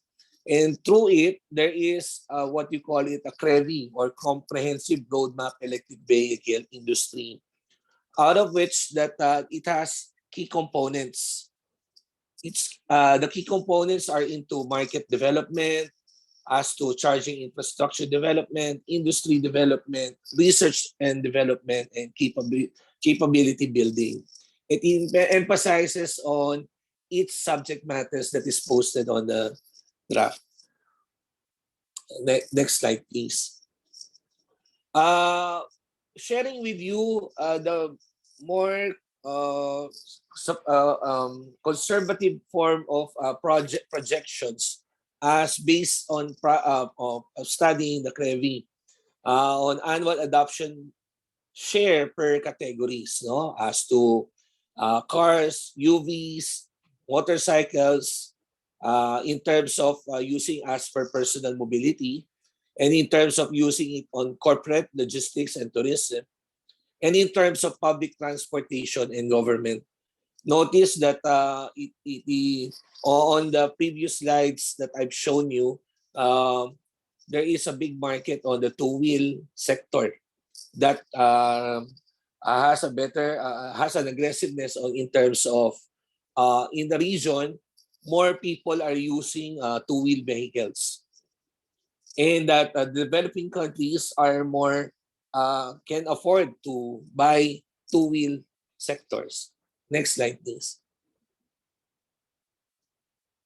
As continuing projection of the vehicle stock per share, this is based on the Philippine setting. Next slide, please. In terms of projected vehicle stock by year, we were able to project that these are coming to terms of different categories of the models or units that we would be available in the market. In terms of household, in terms of public transport, in terms of using of corporate and logistics, and in terms of government. Government also has a biggest share of this as they have the most number of deep procurements on an annual basis. Next slide, please. In terms of understanding the battery waste volume projections, you could see here in the in 5 years' time, still small on a small scale, but as it goes old, it develops more users that it has to address the concern of waste disposal of these batteries, or we can consider it on recycling of the batteries. Next slide, please. So, in related to CREVI or Comprehensive Roadmap Electric Vehicle Industry, these are the lines of actions that we indicate. No, in terms of capacity building, we have to perform a competitive selection process for at least 2 industry research demonstration contracts on the development of lithium battery materials, recovery, and recycling technology. It addresses on the lithium battery recycling technology ready for adoption by the government and of private sectors. And in terms of performing a competitive selection process for at least 2 industry research, it needs technical requirements and guidelines to promote interoperability of used battery packs for auxiliary battery storage in smart grid systems. In terms of policy development, introduce extended responsibility policies for EV battery suppliers and DC service providers in towards reusing spent batteries for auxiliary power storage for renewable energy microgrids. Compliance shall become one of eligibility requirements for green investment loans. It has to have better managed EV battery waste in terms of renewable energy growth supported. And in terms of introducing strategic technical standards and parameters for electric jeepneys and tricycles, batteries are eligibility requirement for the green investment programs, accelerate the adoption of fast charging batteries in electric jeepneys and tricycles, which in turn enhances the attractiveness and convenience and cheaper operation of the vehicles. In the Philippine setting, e-jeepneys and e-trikes are the most common use for public transportation.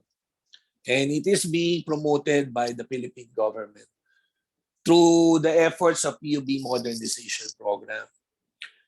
In terms of incentives, incentivize or introduce necessary policies to encourage use of use EV batteries in microgrid installations in the country. Again, this would be addressed to better manage EV battery waste or renewable energy growth supported. As mentioned earlier by our first speaker, Ms. Natanya, there is already a PNS UL 1974 that is existing here in the Philippines that can be used of in terms of to start up on elevating on the battery waste.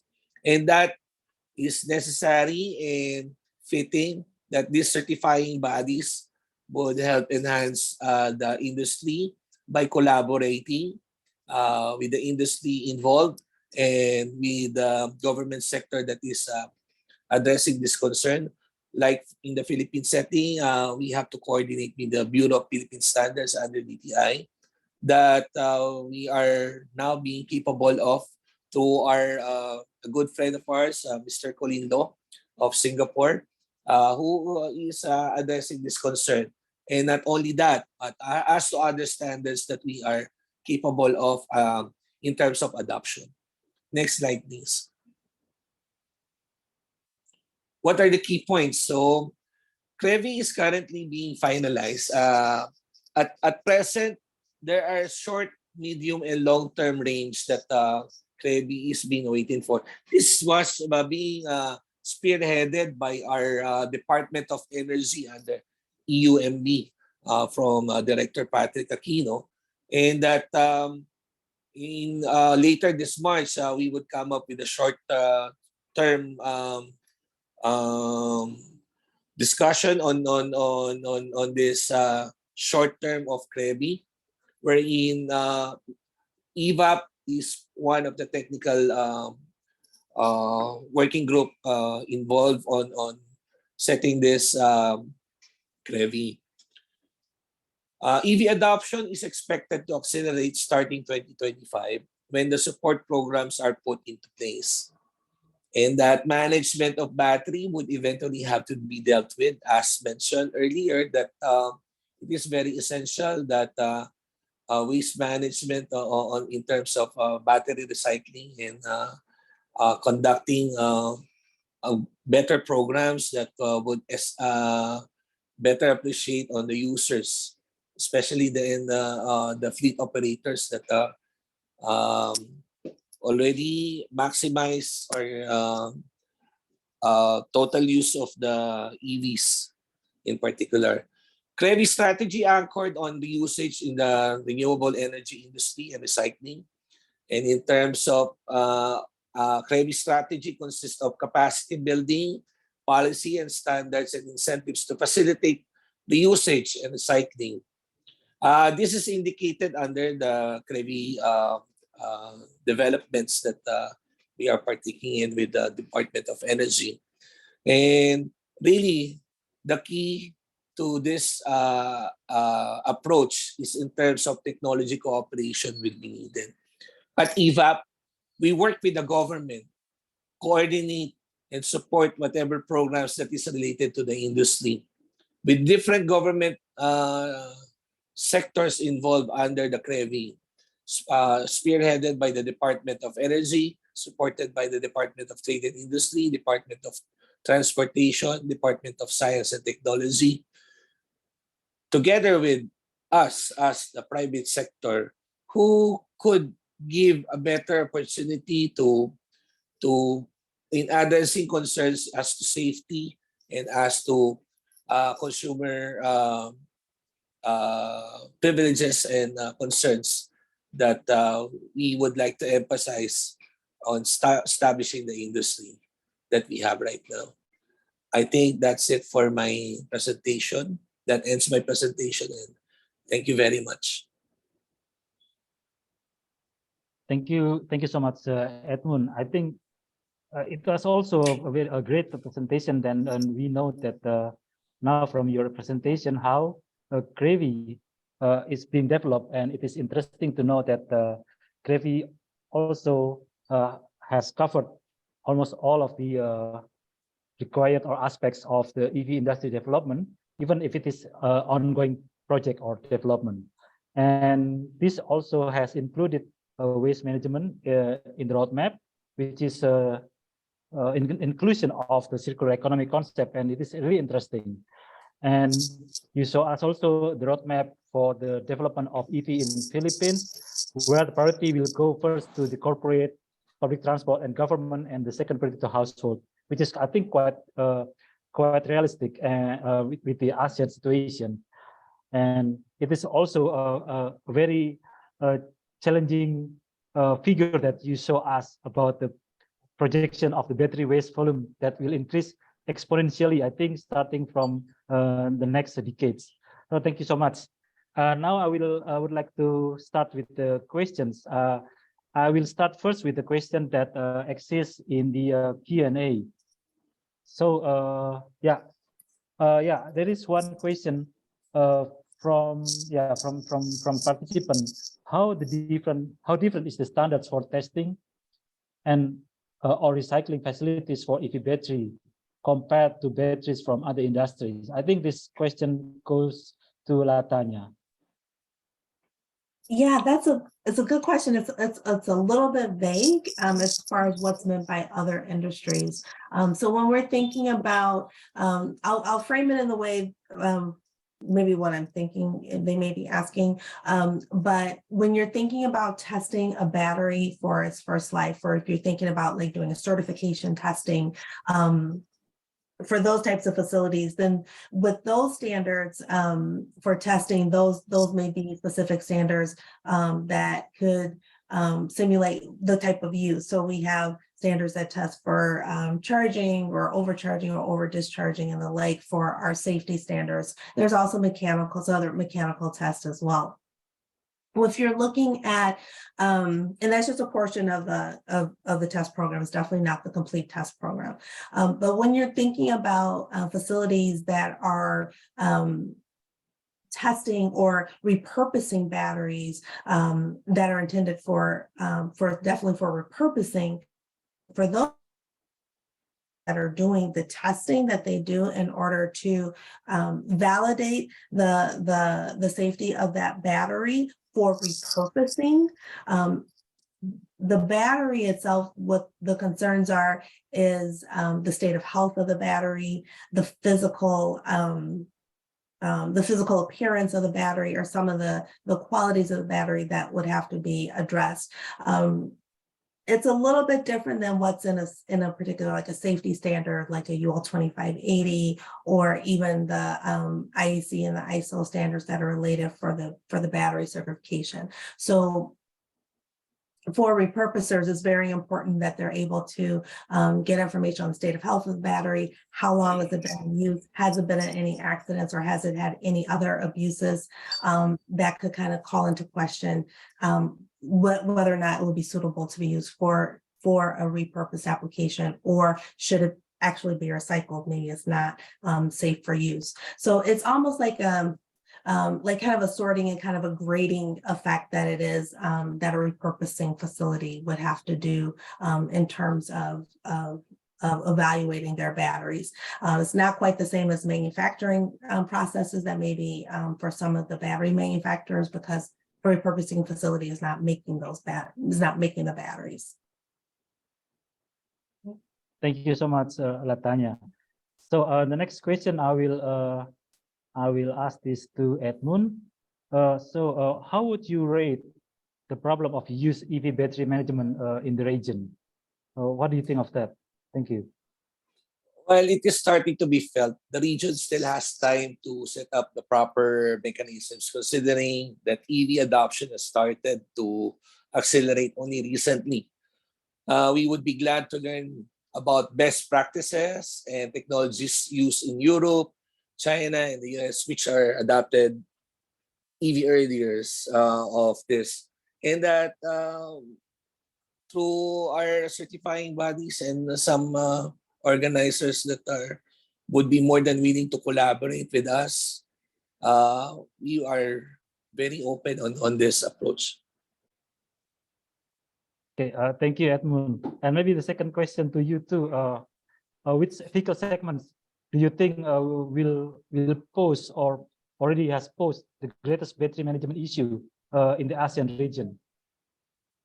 As mentioned earlier during my presentation, the uniqueness of ASEAN region is on two wheels, since it is the most accessible and has the greatest market. At the same time, some batteries used in these vehicles have poor quality, and that some instincts are being offered on battery swapping that addresses concerns on technical issues, and that it does have standards. As mentioned earlier by our Malaysian presenter from Mari, that it has to be addressed. That it really needs to think of how can we pursue on the leveling the playing field of this type of battery swapping, and in terms of especially on the two-wheel sector. Thank you, Edmund. So ASEAN is in particular interested in developing in the battery industries and the whole industry for two-wheelers, as this is a very important vehicle segments in the region. So Latanya, two questions for you. The first one, how do end product standards and EV battery standards relate to one another? And my second question is, are the standards that you list in your presentation, are they interchangeable? Thank you. Yeah, thank you, Joko, for the question. Yeah, specifically between end product standards and the EV standards, how they relate to one another, it really depends on the application of the product. So when you think about it, there are different types of electric vehicles. We have motorcycles, we have scooters, we have e-bikes, we have electric vehicles. So for our standards that we've talked about, there's so many different kinds of EVs out there. So we try the standards that we outlined or that I described and that you all has produced, they're basically tailored for the application. So the requirements that may be for an e-bike, for the battery safety and the electrical train safety won't be the same as the requirements made for an electric vehicle. So while there may be some overlapping in the types of tests that are done, but an e-bike won't necessarily go like 55 miles an hour on a road and can suffer an impact the same way as you would expect one to be an electric vehicle in case that's involved in a car crash. So where there can be some commonality or similarity of tests, the parameters or the way that the unit is tested won't necessarily be identical. And that is again to address the types of applications of those batteries. So the other question you asked, are the standards interchangeable? So a lot of times with our UL standards, and we have UL, and I mentioned IEC, we have ISO standards, whereas they aren't interchangeable, but what we do is work with customers, especially understanding that they're taking more of a global approach to their certifications. And so we work with them to identify where we have those different standards and where there may be differences, how we can combine the test program that we have to make sure that we're the different markets as well as the different types of standard requirements. So that way it's more of a complete service together that we can offer customers when it comes to certification, especially with customers who are in a global market. From my side, one question also to Latanya. Is UL is working in cooperation with the United Nations, for example, UNECE, for example, in elaborating standards or making those standards more, let's say, in a harmonized way to be implemented in different regions of the world? Do you have any idea about that?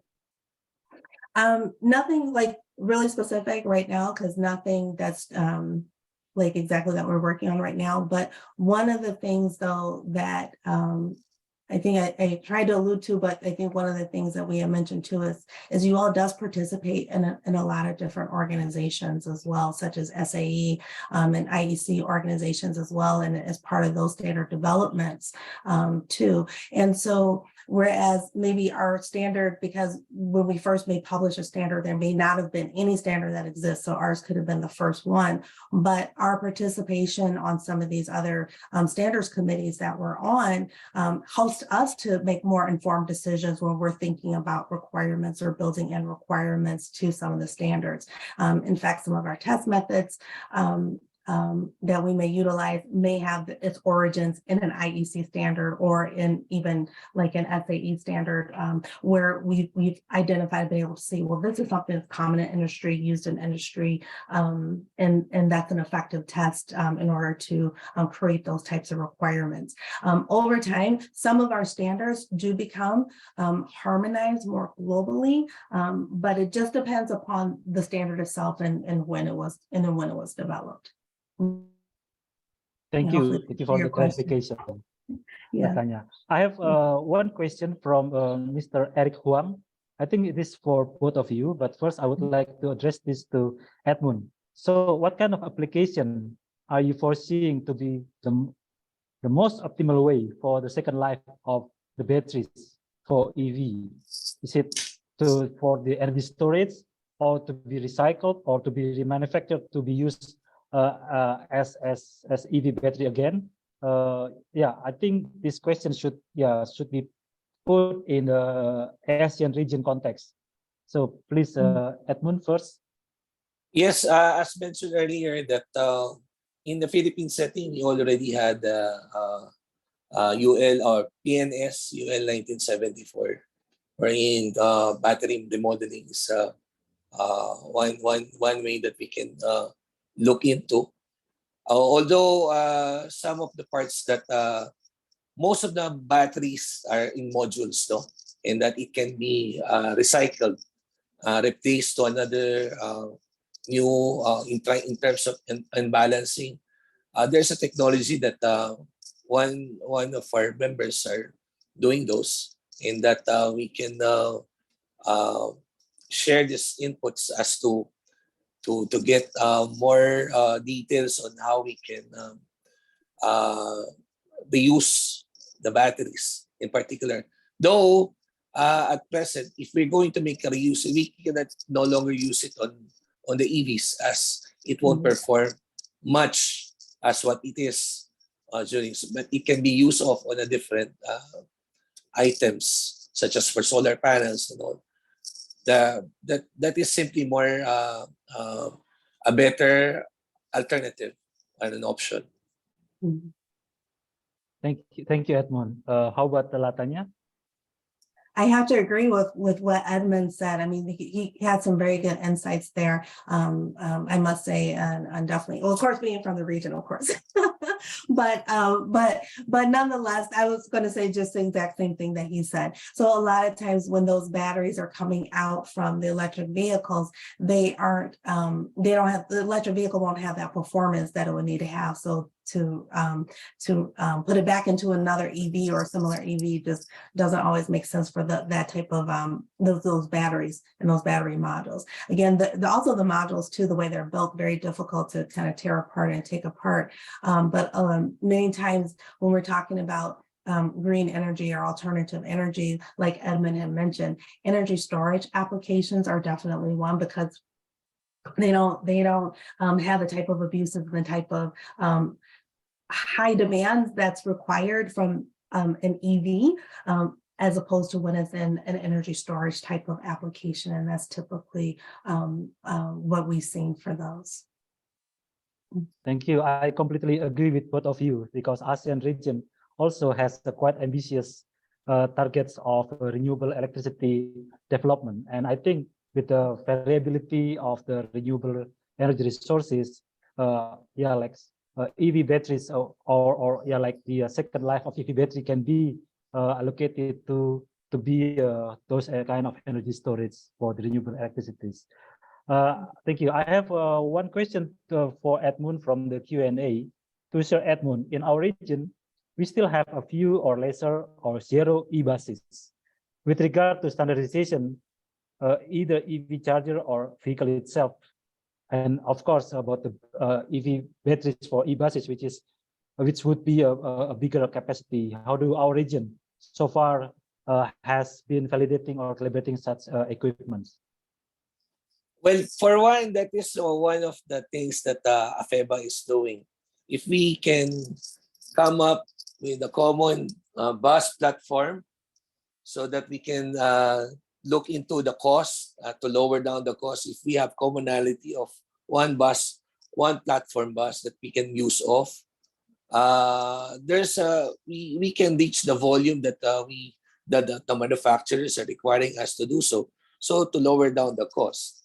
Now, well, here in the Philippine setting, our e-jeepneys are more e-bus looking already, though it has a smaller capacity.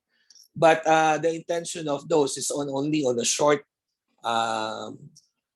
travel, short distance haul, no?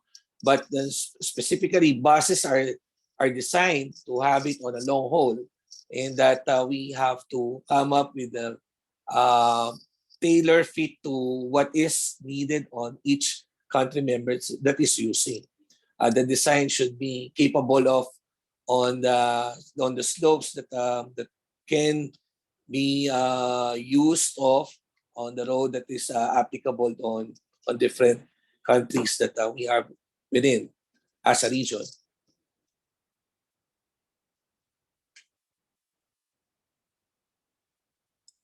You're on mute. Yes, thank you, Edmund.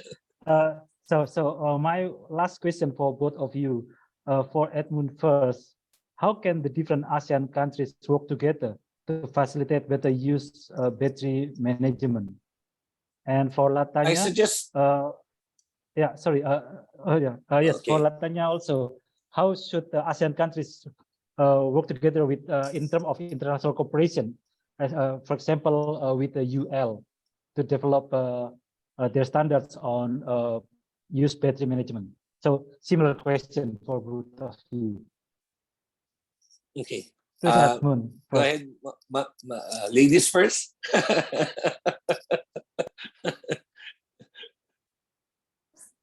All right, thank you, Edmund. Thank you, Joko, for the question.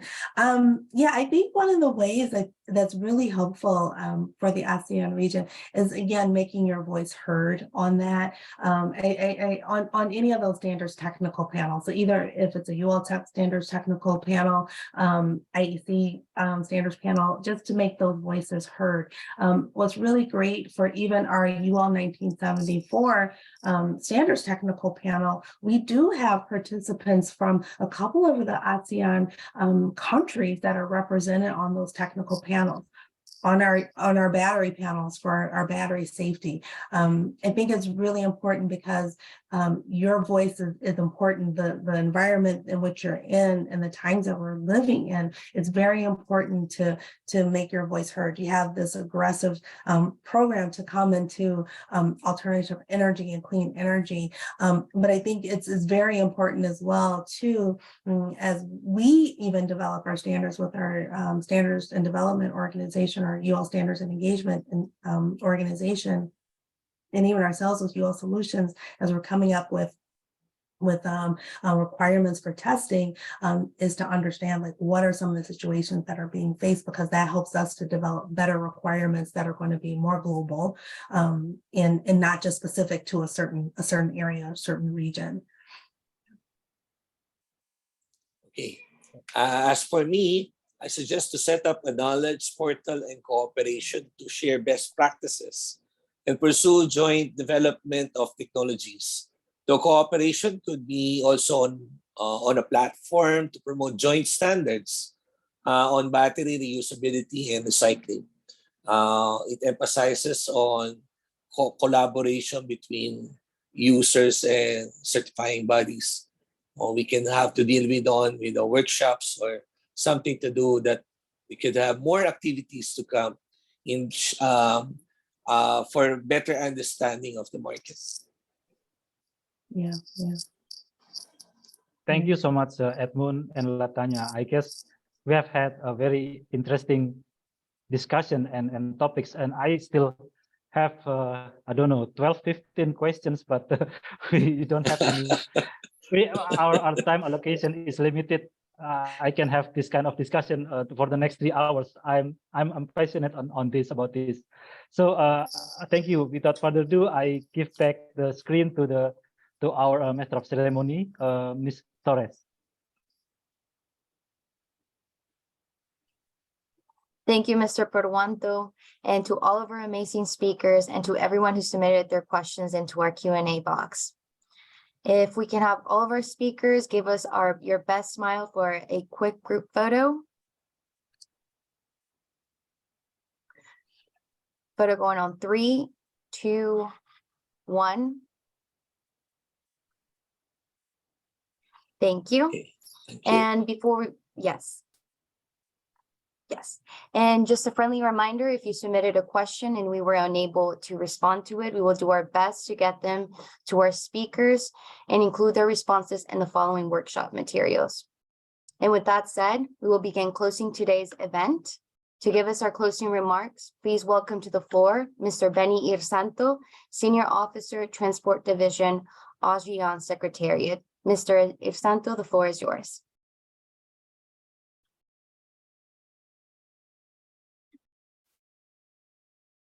Thank you, distinguished speakers and participants. Good morning and good evening to all of you.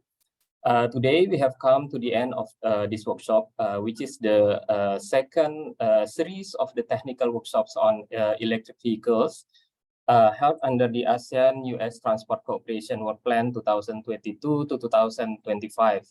I'm pleased to note that the workshop has deliberated issues on the importance of electric vehicle standards to support the development of a robust EV infrastructure and charging stations.